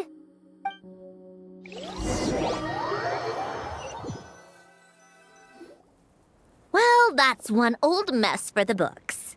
Glad to have that over and done with. Feels nice to do a good deed every once in a while. You helped everyone out a bunch and not cry, too. Kinda seems like you're just a good person at heart. I wouldn't be so sure. I'll be heading back to the Fatui soon enough. You two are too trusting sometimes. Fine. Just don't say I didn't warn you when it comes back to bite you. Well, where to next? Back to the ship? Yeah! Your personal business, the Narcitsan thing, it's all resolved. That means you can see the people that need seeing now, right, Sandrone? Oh, everyone's gonna be so happy you're back! You wouldn't catch me dead admitting to this before, but... yeah, I really have missed everyone. Columbina's a special case, though. This time, I'm definitely getting her back for all her annoying antics over the years.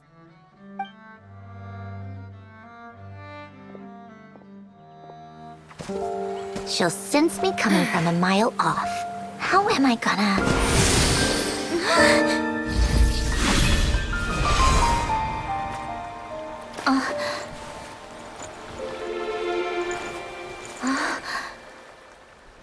Sandrone? Is it really you? You're back? You didn't tell me. You avoided me. Why?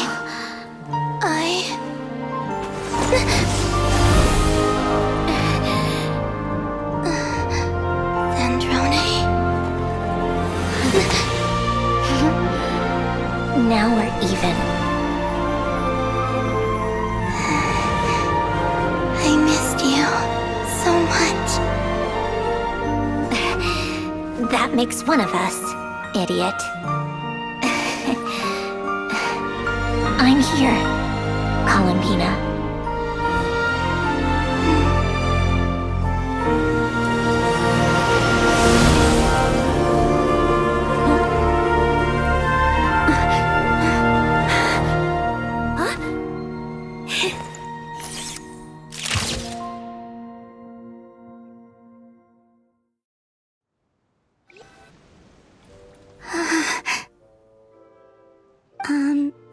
Sandrone. Don't ruin the moment. Or I'll start thinking about how you teleported me to a random location after I explicitly told you to stop doing that. And scene! Bravo! Bravo! We got it! This is exactly the ending I was hoping for. Huh? Where did you just go, Miss Columbina? You vanished, and then the next second you were back hugging this, new friend here. That was all on camera? Yeah. Well, the camera was already rolling, and it happened so fast, so... yeah. Hold on. This must be... Yep, my best friend. The one I was looking for. I never thought I'd actually get to see her again. I'm just... so happy. Plus, the film got a happy ending too. It's all thanks to you, Sandrone. Sandrone? You couldn't stop being annoying for 1 second! Columbina!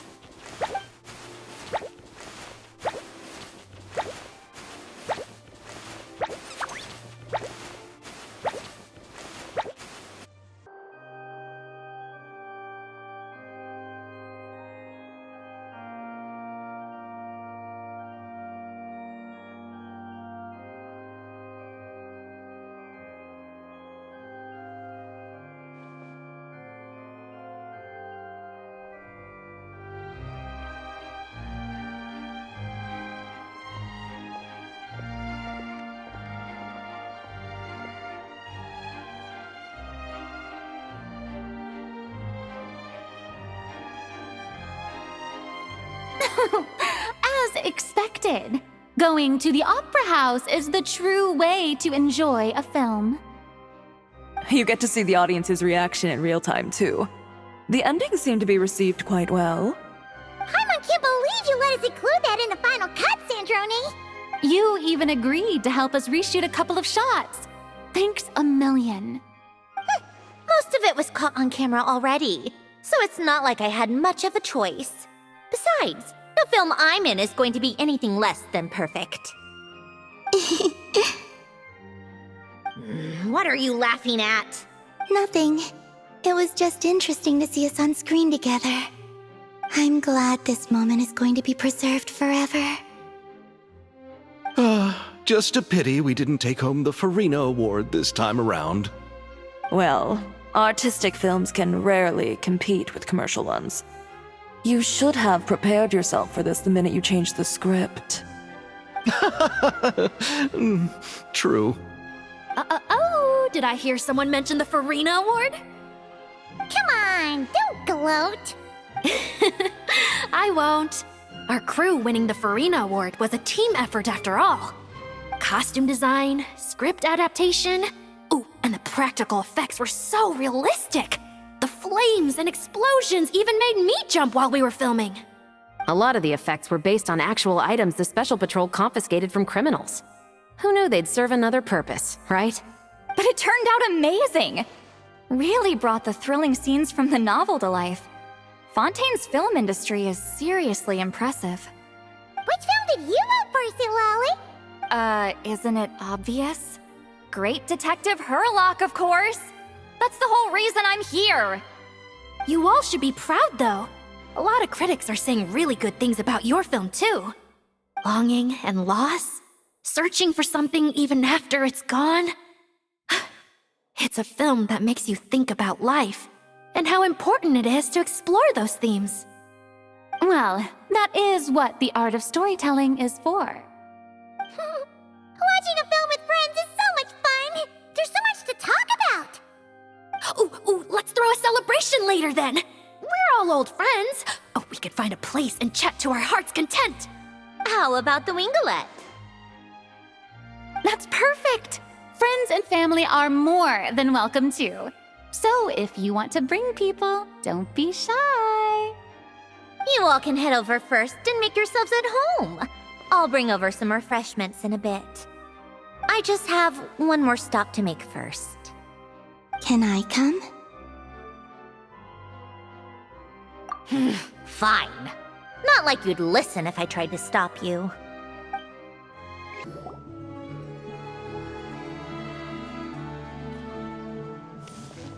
Wait, is this? Yes. Here lies Lord Artificer, Elaine Gaeltan. This is his grave. Oh. I'm sorry, Ellen.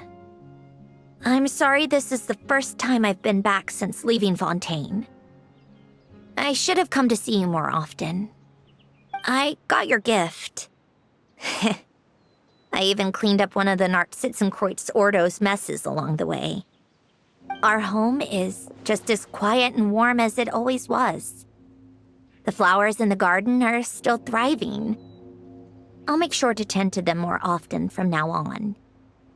Polonia received irreparable damage in battle. I should have taken better care of your invention. I'm sorry. Polonia was family to me. Just like you.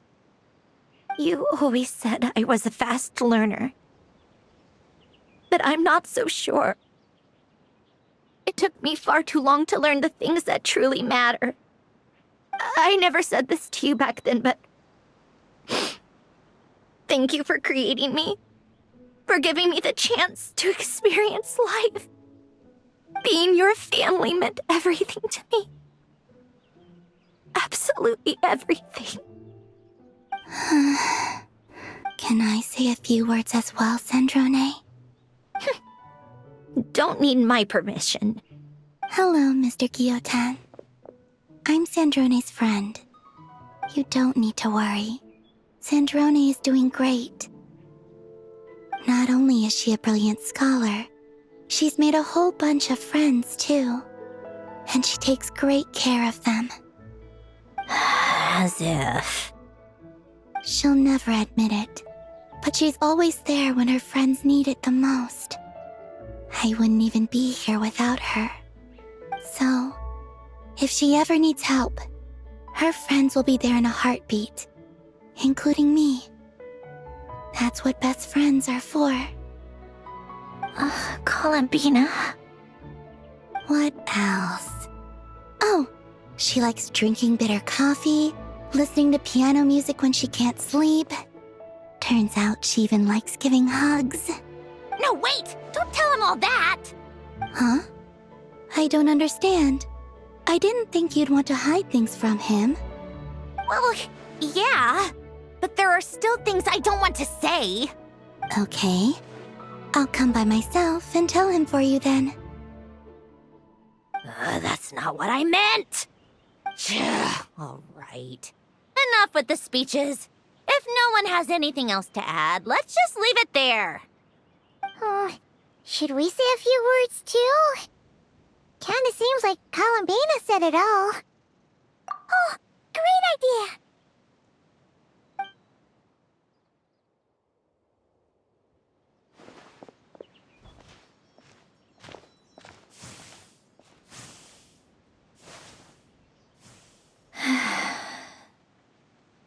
Goodbye, Ellen.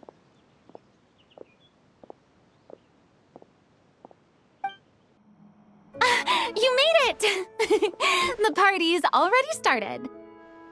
Oh, but, you didn't bring anyone else along? I thought you headed out to invite some friends. We did invite a friend, actually. She'll be here soon. She's even bringing some desserts to have over tea. You should join us later, Miss Farina. I do love a tea party. Then don't mind if I do. This seems like a fun occasion. Let's go talk with everyone. Good idea! We'll introduce you to all our old friends.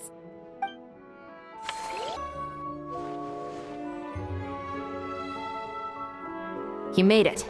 Sorry for starting the celebrations without you. No worries at all. We're just glad everyone's having such a great time.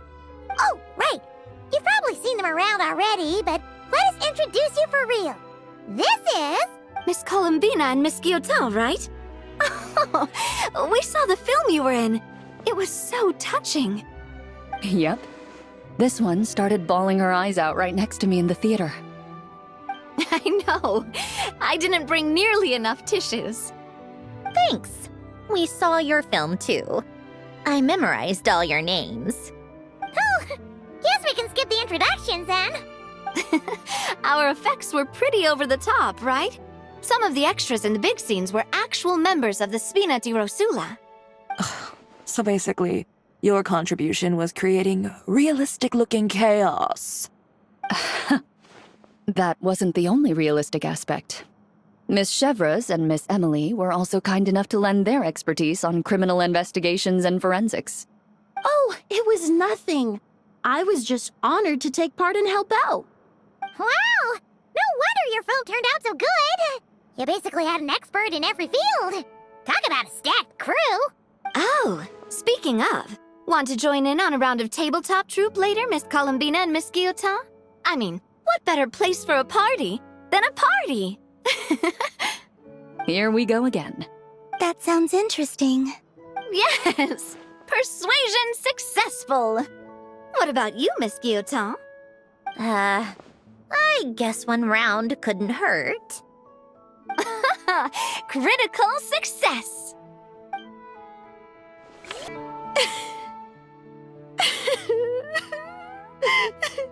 What a dream come true! For once, it all worked out!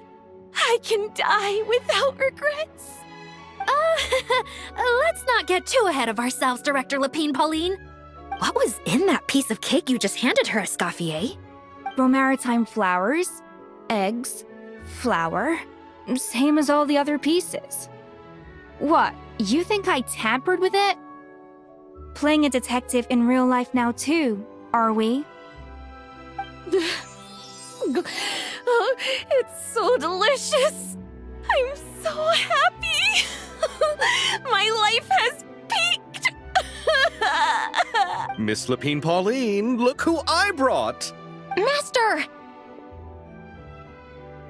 Wait, what happened to your face? Why are you crying?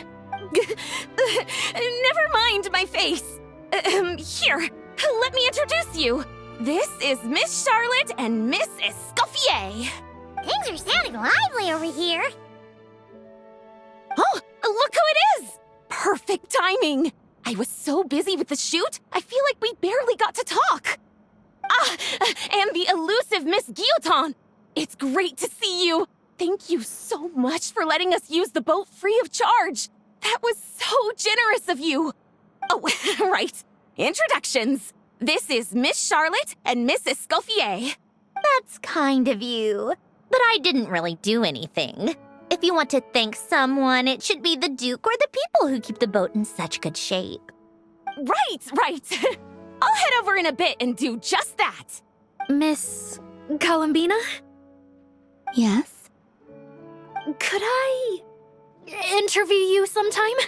I'll treat you to some gâteau de bord for the trouble. There's only a limited amount available each day. Oh, but it's an absolute must-try when you're in Fontaine. Oh, sure. Bold of you to use my own cake as a bribe right in front of me. You know what? When else are we all going to be together like this? Come on, everyone!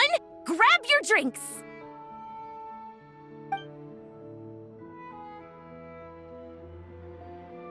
Are we going to toast? Yup! Come on! Sante!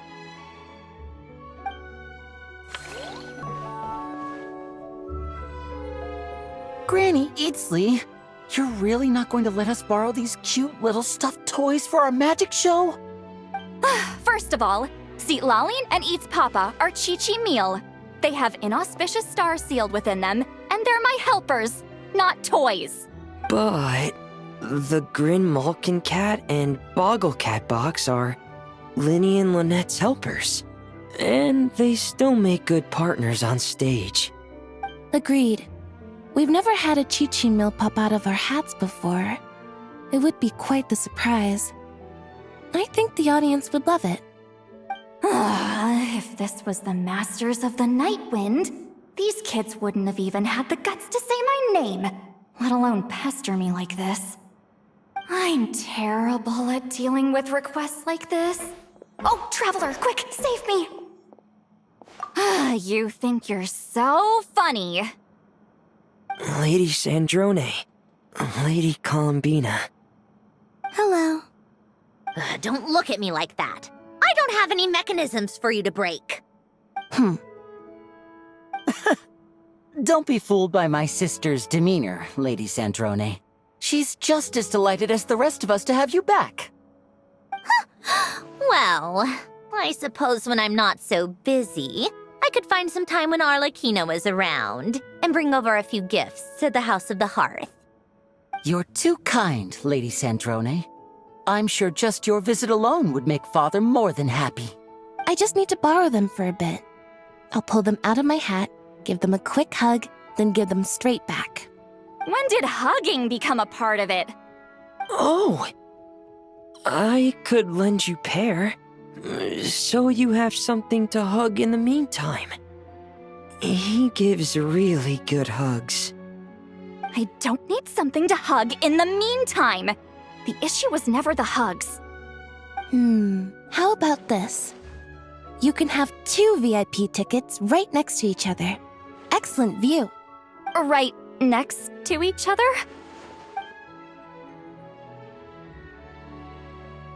Yep, super quiet. No one will bother you. I'm sure you'll have a great time. Fine.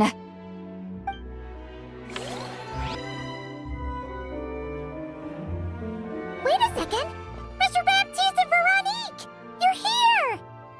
Friends of yours? Veronique is the prop manager for Musketeer Pictures, and Mr. Baptiste is the author of The 2 Musketeers. Yeah, former prop manager. Now we're just 2 criminals serving our time. Thanks to Duke Risley and Nurse Sigewinne looking out for us. Not too bad, actually. You make it sound like I'm giving you special treatment. I just think the method of justice you chose to pursue is one people can respect. You are far too modest, Your Grace. The only reason we were even able to come to the surface for the festival is because you fought for it. It's also just good for the physical and mental health of the prisoners in general. Anyway, I suppose I have you to thank for keeping the winglet in such good shape. I never knew she could look so striking. I didn't do anything special. It was mostly the Traveler and the others. Don't sell yourself short, Miss Guillotin. You are the current captain, after all. In light of that, I have to ask, do you mind if I leave up some of the installations so the people back at the fortress can also enjoy the aquarium? Huh? Like I said before, I just think it would be good for the inmates who clean and maintain the winglet to see their work put to good use. Besides, maintaining an aquarium is sure to be a lot more interesting than scrubbing rust off the walls and deck. Of course I don't mind. I'm grateful you even want to keep it. Great. Then it's decided. That's amazing, Sandrone. We should go hang out at the Fortress of Meripede later, then. You do know you just invited me to hang out in prison, don't you?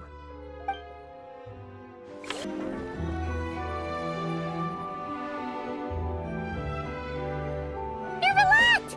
You came to the celebration too! Yes. I can only hope my presence does not make anyone ill at ease. Who's this? All right! This is Nervalette, the Eudex of Fontaine. And this is Columbina and Sandrone. Greetings. Hello. These 2 must be the Fatus and former Fatus related to the recent incident in Nodcry. I read about them in the diplomatic report. The Eudex? Oh, the dragon that cries a lot. Oh, well... Jeez, Columbina. That's your takeaway from all those Fatui meetings? Seriously? Is that truly how I'm portrayed in the Fatui's intelligence? You must put a lot of people in prison, then. Well, it would be more accurate to say I pass judgment on their crimes. All trials in Fontaine strive for fairness and justice, so as to avoid imprisoning the innocent. So, only the people who deserve it get sent to prison. Well, deserve is quite a subjective metric, is it not?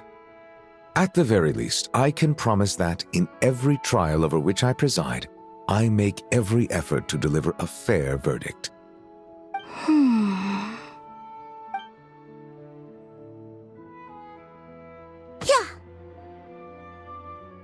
Ugh, for the love of...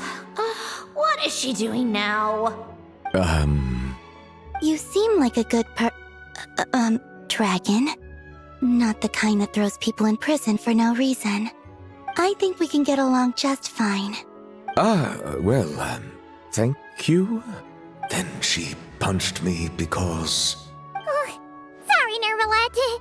She thinks that's a sign of friendship. Where does she even pick up weird habits like that? Ah, I see. I believe I have observed people on the streets of Fontaine expressing affection in a similar manner.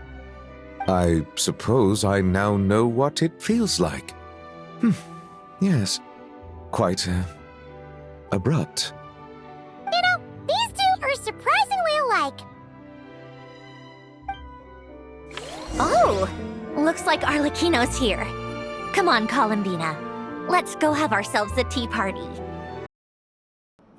Well, it's been quite some time since the three of us gathered to drink tea like this. Yes, but your tea is as good as ever, Sandrone. Of course it is. The pastries you brought aren't half bad either, Arlecchino. I'm glad to hear it. Are they to your liking, Miss Farina? If I remember correctly, this particular cake is your favorite. Yes, thank you. The tea and pastries are absolutely delicious. I can't believe I'm casually sipping tea with 3 harbingers.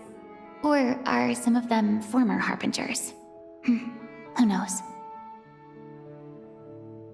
Due to diplomatic reasons at the time, our last tea party was rather tense, wasn't it, Miss Farina? You have my apologies. But this is simply a casual gathering of close friends. So I do hope you can relax and enjoy yourself. Of course! I appreciate the hospitality, in both cases. Next time, let me be the one to treat all of you. I'm sure we'd all be delighted to have you join us more often. The same goes for you two. Of course we should do this again! We've all been through thick and thin together by this point. This is nice, Sandrone. It reminds me of the happy times back in Snezhnaya, when things were so lively. Yeah. To be honest, I never thought these gatherings would feel this lively ever again. Well, I think I speak for all of us when I say we're truly glad you're back, Sandrone. Me too.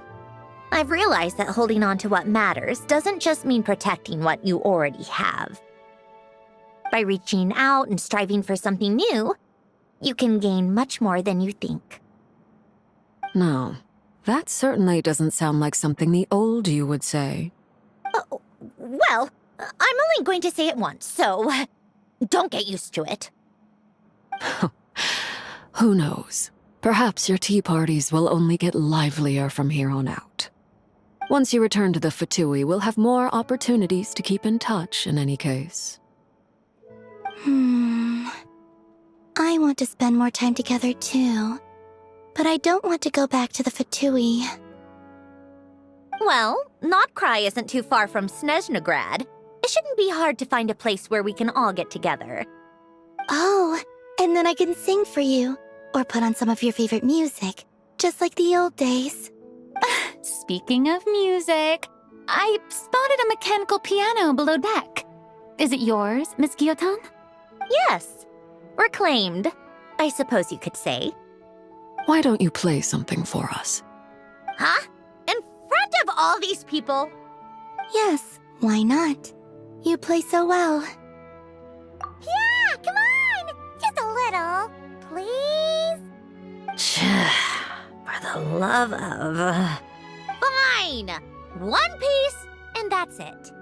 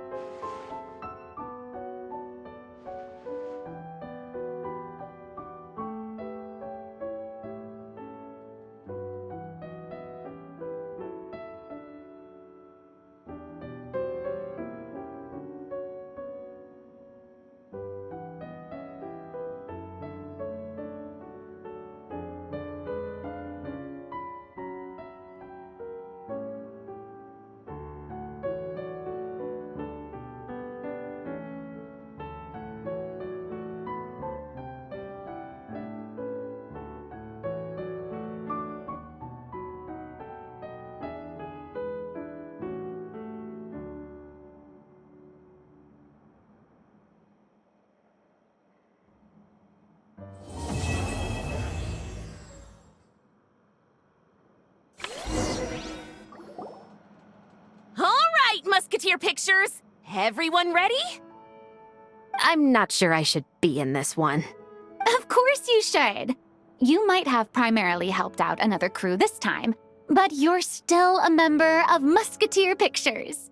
All right, thanks. I'll still stand a bit off to the side, though. Can I be in the picture too? Of course, Miss Veronique.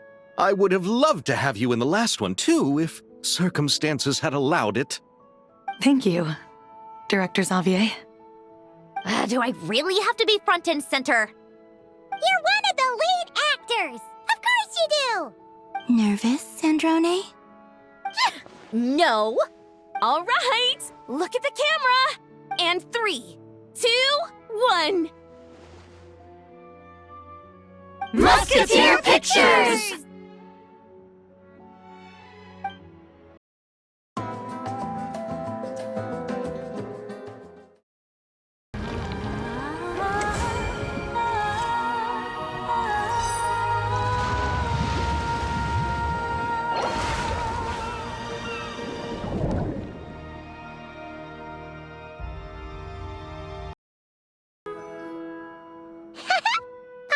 A bunch of fun filling up this aquarium. Since Sandrone doesn't mind, we should definitely catch some more fishies and make this place extra beautiful. Hey, you two. Come over here. Huh? Is everything all right? Here. This is for you. What is it? It's an underwater mobility device I've been working on. Huh? Wow! It's so kind of you, Sandrone. It's just a simple mechanical device. I saw the way you were catching fish and... how should I put this? It seemed somewhat unsophisticated. To be perfectly frank, I found it quite difficult to watch. Was it really that bad? It was inefficient, unskilled, and completely and utterly inelegant. No need to apologize. Everyone has their own ways of doing things. But seeing as you plan to keep adding to the aquarium, it might be best if you use this device. The waters of Fontaine are home to more than just harmless ornamental fish. There are plenty of predators who could do you some real harm. This device will not only help you fish, it'll also help you flee. All right. Oh, and if you're going for a swim, go now. And don't forget to tell me what you think of the device. I can always make more adjustments if you have any feedback. Oh, you've been bringing back so many fish lately. The aquarium is starting to look like a real ocean habitat. We're practically pro fishy fetchers already. You appear to take great pride in your work. You betcha. But behind the sense of accomplishment, there's something else. Something more like... Yeah, that's it. That's how Paimon's feeling underneath. Why's that? Paimon's not sure. It just feels like something's missing. Oh, that's it. We're missing visitors to come and admire our amazing handiwork. You're saying you want to open the aquarium to visitors? Would that not be okay? If that's the case, just leave everything to us. We'll take care of advertising and all the day-to-day stuff. You just focus on your own work. If that's what you want. Huh? We only get 70%? Oh, right. Of course. Sandrone is the one renting this boat, after all. Ugh, you make me sound like some sort of tyrannical landlord. You're putting in the work, so you should get the lion's share. I'm not stingy like Pantalone. So that means you're giving us the all clear? Sure, you have my blessing. Just make sure it doesn't get in the way of my research. Woohoo! The Wing-a-Lick Gloop Gloop Underwater Fisharium is officially open for business! Of course, you already thought of a name. Huh? Why does Paimon feel like there's an extra extra pool here all of a sudden. What does that sign say? Danger! Keep away!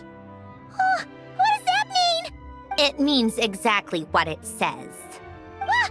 Sandrone! You made Paimon jump! Did you put this sign here? Yes, with the intention of keeping any curious cats well away. What's so special about this pool? It's full of piranhas.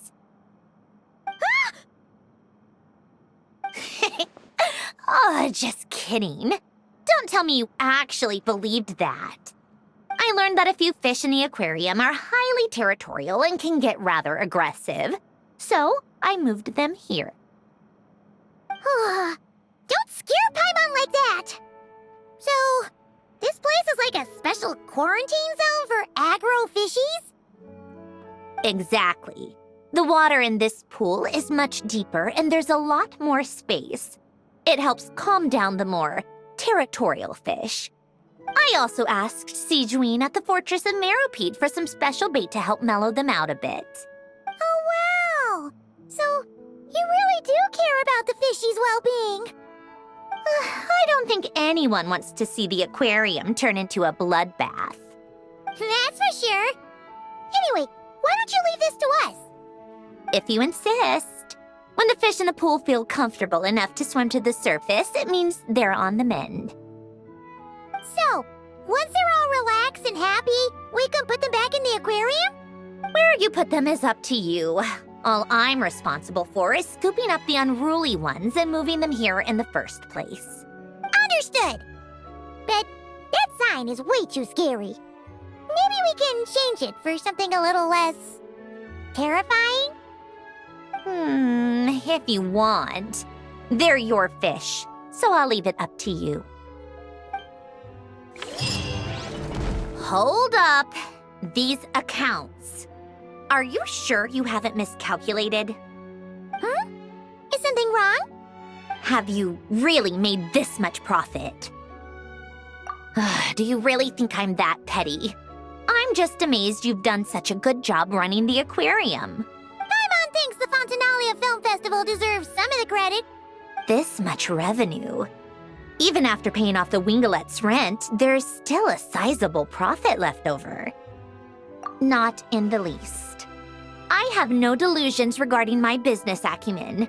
Constructing machines and studying formulas is where my passions lie.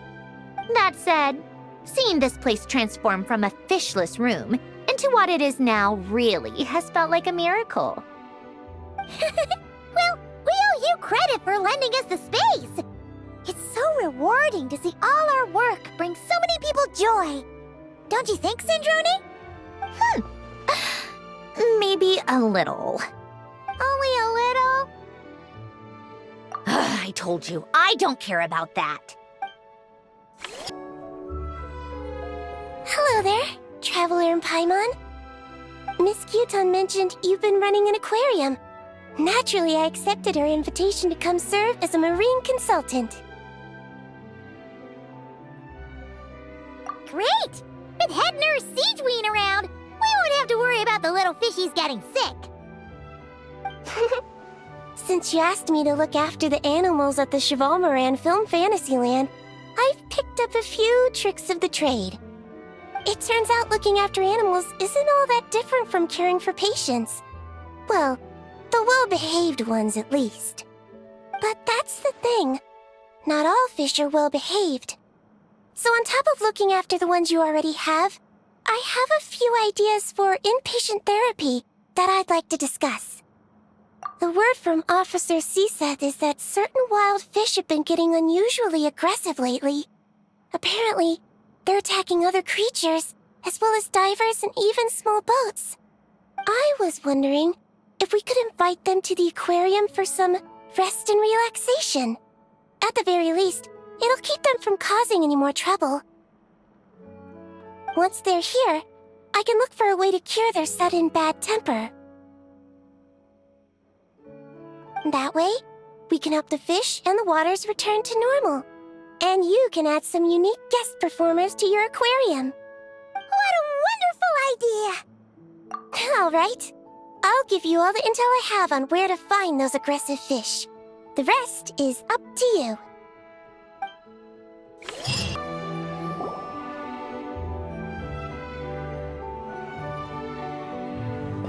Thank you for all your hard work, Traveler and Paimon.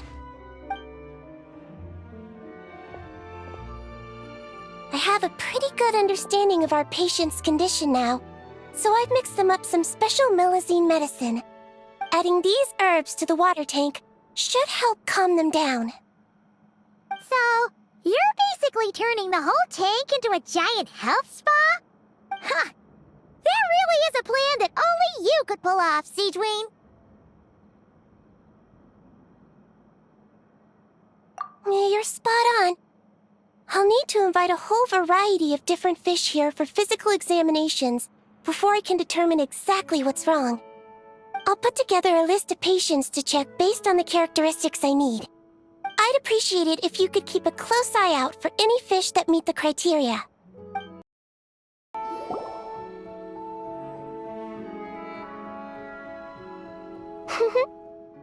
Well-behaved little fish swimming to and fro in spacious, carefully arranged tanks. It really is a beautiful sight. That's why our aquarium's so popular. If only they were this well-behaved in open waters. And then, people could dive down and immerse themselves more deeply in the beauty of the natural world. Anyway, thanks to your help, I've got to the bottom of why these fish were so agitated.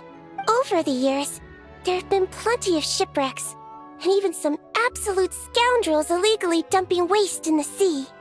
A huge amount of man-made junk has sunk to the seabed, piling up and destroying natural habitats. It's this that's caused the fish to become increasingly aggressive. Apparently, a group of divers has already accepted a commission to clean up the junk. But it looks like I'll have to give them a polite kick up the backside and ask them to pick up the pace. Yes, in the meantime, let's continue our work by bringing in as many aggressive little fish as possible to help them relax and recuperate. Isolating the patients from their harmful environment is an important step on the road to recovery. Got it! Just leave it to us! We'll keep our eyes peeled for new patients!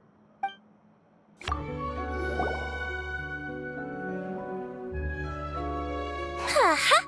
Everything's going smoothly. I'm convinced that our search for a cure is entering its final stages.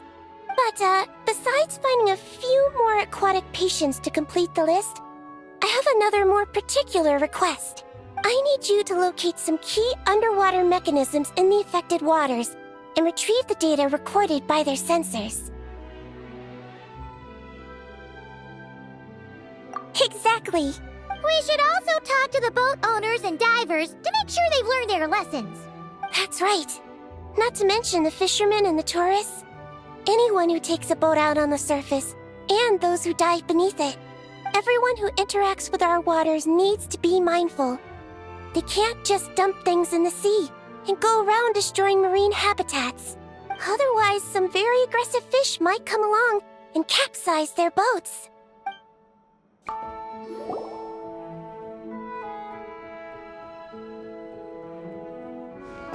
Traveler, Paimon, I have some wonderful news. Everything's finally in place. Operation Agrofish De-Escalation has been a huge success. Once the divers have cleared away all the underwater debris, and our patients are a bit more relaxed, we'll be able to return them back to the wild. You've been working just as hard as us, Sigewinne. I've written an incident report and submitted it to the Palais Mermonia. A specialist in this field should be drafting relevant regulations and will notify the appropriate agencies soon. I've also heard that some reporters and at least one director have shown great interest in this matter. Who knows? Maybe we'll even get to see a film about the importance of protecting aquatic environments one day. That would be awesome! You can talk to people all you want, but there'll always be careless or stubborn folks who simply won't listen. They need to see something really scary. Make them think that if the environment gets completely ruined, the fish will mutate into giant, invincible monsters and destroy everything. Give everyone who throws junk in the sea the scariest, most terrifying nightmares. That'll teach them to respect nature. What a wonderful idea.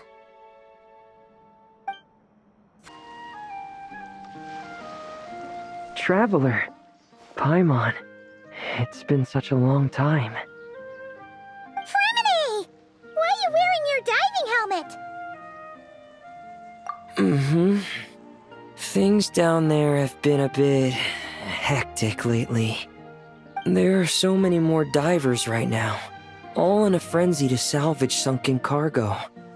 All I can do is try my best to lend a hand. The sooner we finish cleaning up, the sooner these extra divers can go back to their day jobs, and the sooner the seas can go back to their usual peace and quiet.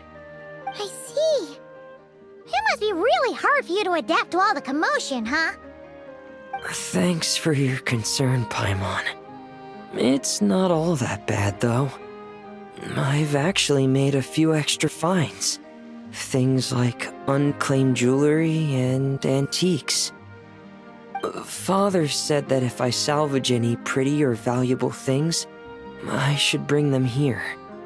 She said you'd be able to find a use for them. Huh. Arlecchino sure is thoughtful.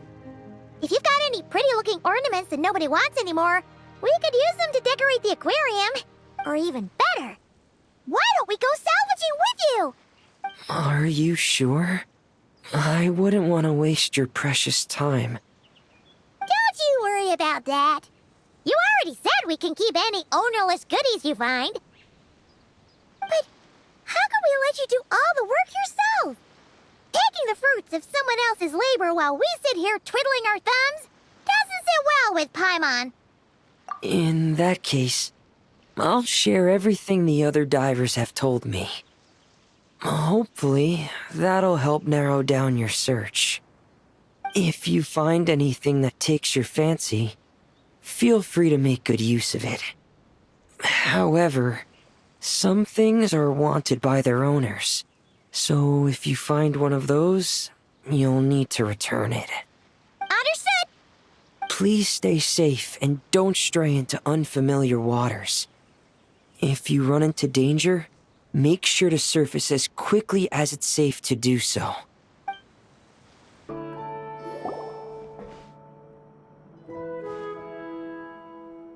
Traveler, Paimon, don't worry, I know what's up.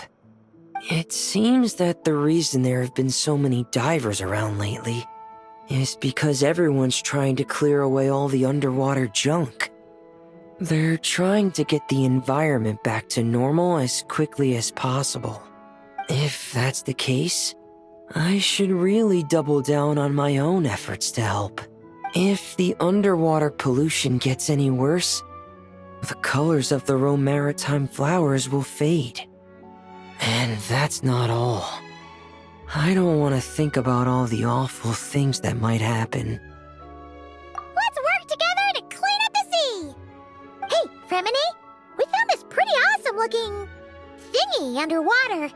We think it might be part of a musical instrument. What do you think?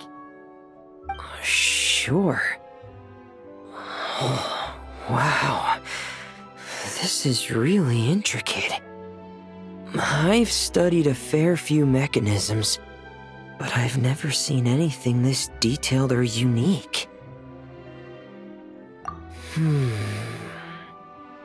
Looks like it's missing some components, though. You'll need to find the rest if you hope to restore it to working order. That's all right, we're not in a hurry. Though, Paimon is curious to see what it looks like once we've put it back together. Alright, I'd better head back down to help with the cleanup. You two enjoy your rest. We will! Make sure not to work too hard yourself!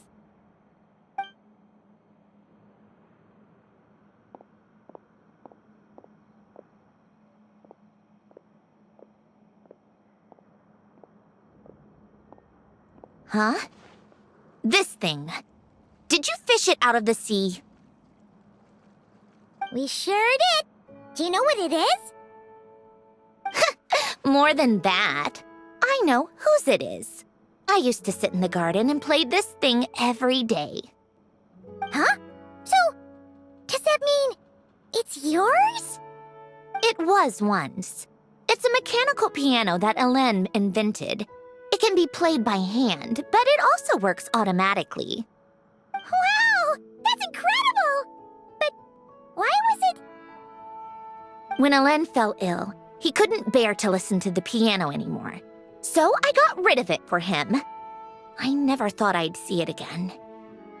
I guess whoever ended up with it played it until it broke, but didn't know how to fix it. Otherwise, it would have never ended up in this state. Of course, fixing something like this is trivial. The only thing is, it looks to have completely fallen apart. But if you can bring me the missing components, I'll be able to put it back together in no time. All right, we'll keep an eye out whenever we're underwater.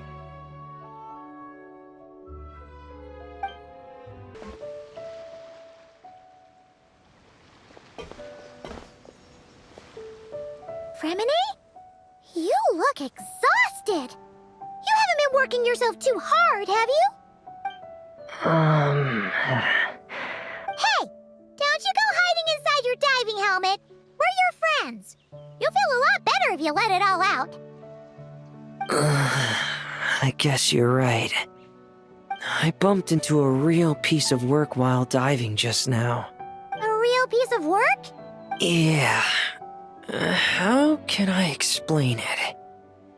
According to Fontainian law, if an owner of sunken cargo accepts an insurance payout, the cargo becomes unclaimed property.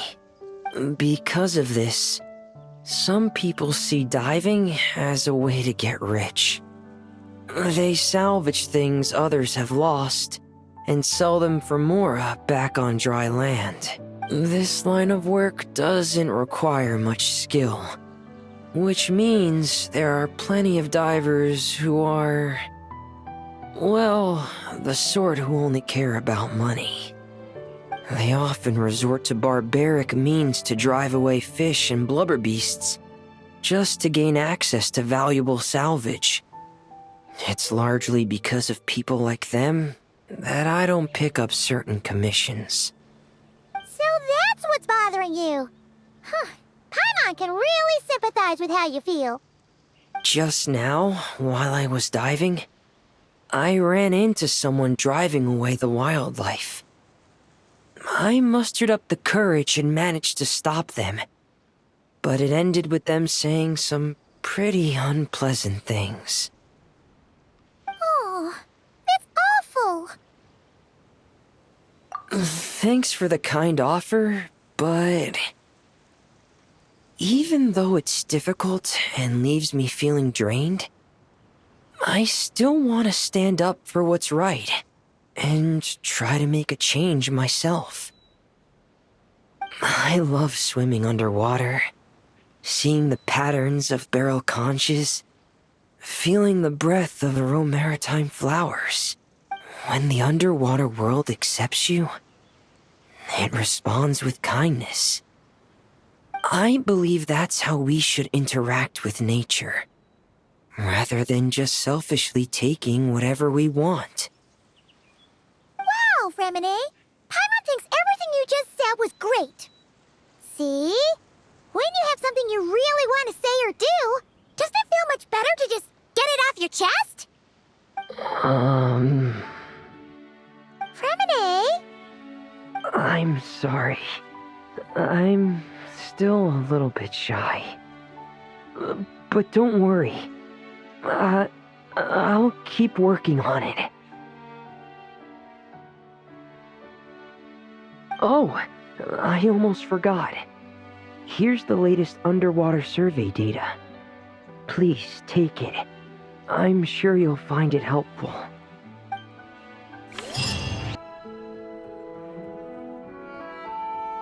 Hey, Columbina!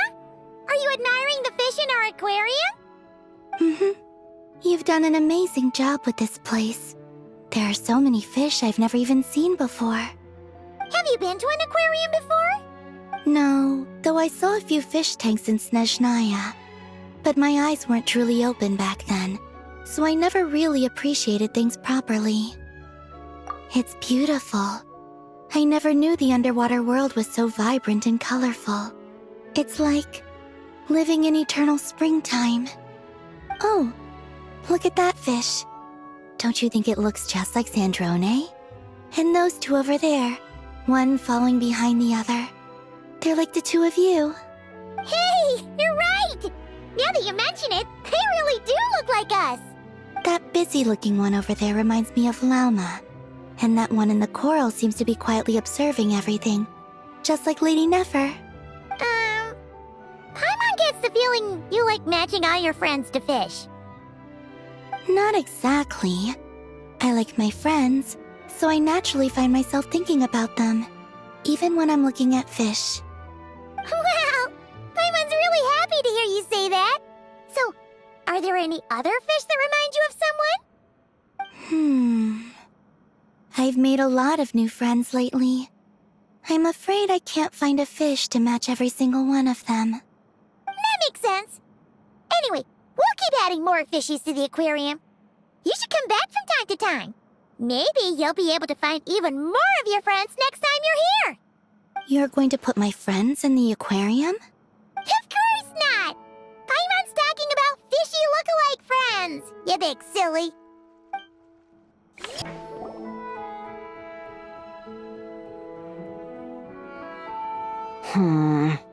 I think this one. Yes, I see what you mean. Why that one?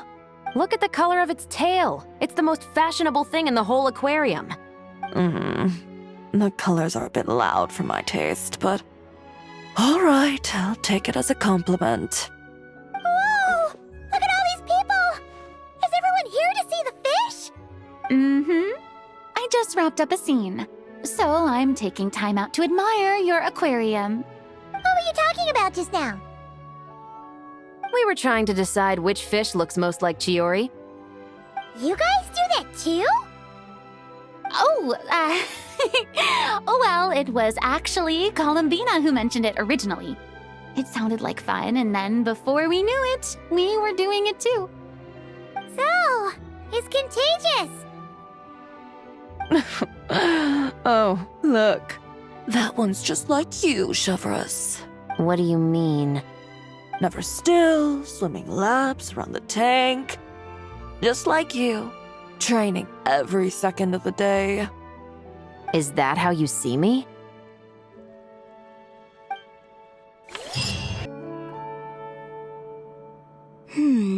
What about this one? I still feel like it's missing something. Columbina, Farina, what are you guys up to? Director Farina and I are... casting? What a wonderful way to put it. But the actors we're looking for just so happen to be fish. Fish can be... actors? Animal actors are hardly a rarity these days. We're looking to cast a charismatic little fishy with just the right attitude to shoot some B-roll. It's, essential for setting the mood. But I feel like we've seen every fish in the whole aquarium, and none of them quite fit the bill.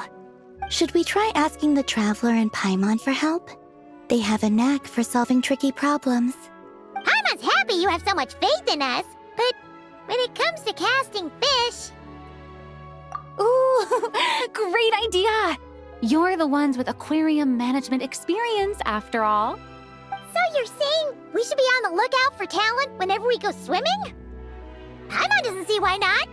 Then it's settled. I'll fill you in on the attitude we're looking for later. I guess this makes you talent scouts. You've really picked up the showbiz vocab since you started hanging out with Farina. All right, that was great. Let's just do one more take. Good. And cut. Farina! Oh, plus Columbina and Chiori too! You're still here? We just wrapped up filming our B-roll. Oh, you mean the fishy acting stuff you were doing? How did it all go? Thanks to your help, we found a suitable actor for the role. The shoot went very smoothly. You two have a real talent for this whole aquarium thing. Farina was just telling us how you even inspired her to shoot an underwater documentary. I like it too. I can sense how content the little fish are, swimming around. You've done a great job taking care of their needs. Aww. I just wish this aquarium could stay here forever. That way I'd be able to come and visit whenever I wanted. If you're going to miss it so much, why not add a few more scenic shots to the film? You're right. We should totally shoot some more. Some more fish? Some more shots. Come on now. Lights. Camera. Where's my script supervisor? Everyone, take your positions. Paimon's ready! But calling out takes for fish actors is definitely a new experience, that's for sure.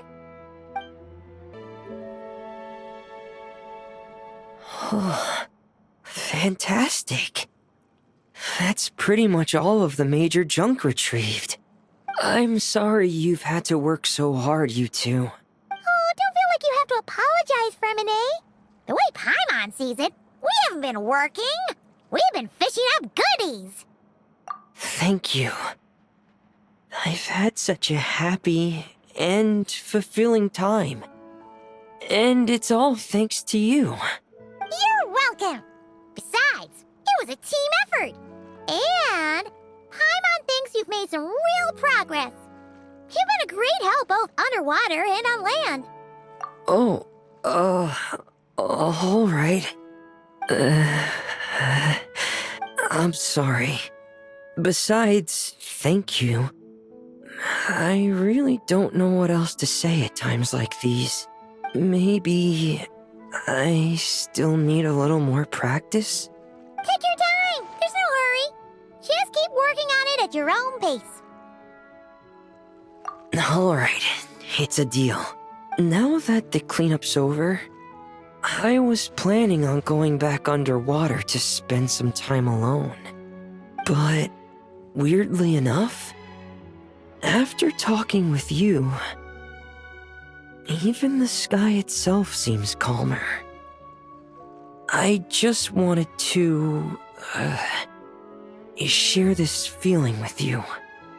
Anyway, I'd best head back and meet up with Linny and the others.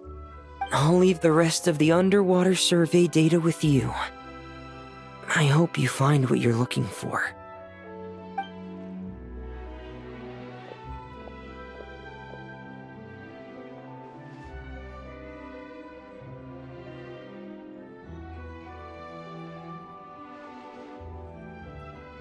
Hey, I could hear you celebrating from above decks. Has something good happened? Yeah! All that junk that was upsetting the fishies has pretty much been cleared away. We also found the rest of the piano pieces. Really? Let me take a look. Well, I'll be. With these components, I can finally fix the piano. It might not be exactly how it was before, but it should be able to play beautiful music again. Oh, you sound really happy, Sandrone. Do I? Whatever. I'll go fix it right away. It shouldn't take me long. In the meantime, could I trouble you to spruce this place up a bit? Such a wonderful instrument deserves a proper stage to set the scene. Oh, she sure looks happy.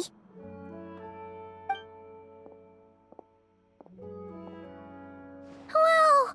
What a beautiful piano! Of course it is. It was me who fixed it after all. I also reinforced the mechanical linkages and retouched the exterior. You two didn't do too badly yourselves. This stage is truly worthy of this piano. It was nothing! Anyway, that's enough chit-chat. Aren't you gonna play us a song? Huh? Right now? When else? Why fix a piano if you're not gonna play? How about we leave the performance on hold for today? There's plenty of time for me to play for you later. Absolute nonsense. I just want to sit with it quietly for a while and reminisce about the past. And don't think a few cheap taunts are gonna get me to play. Practice first, performance later.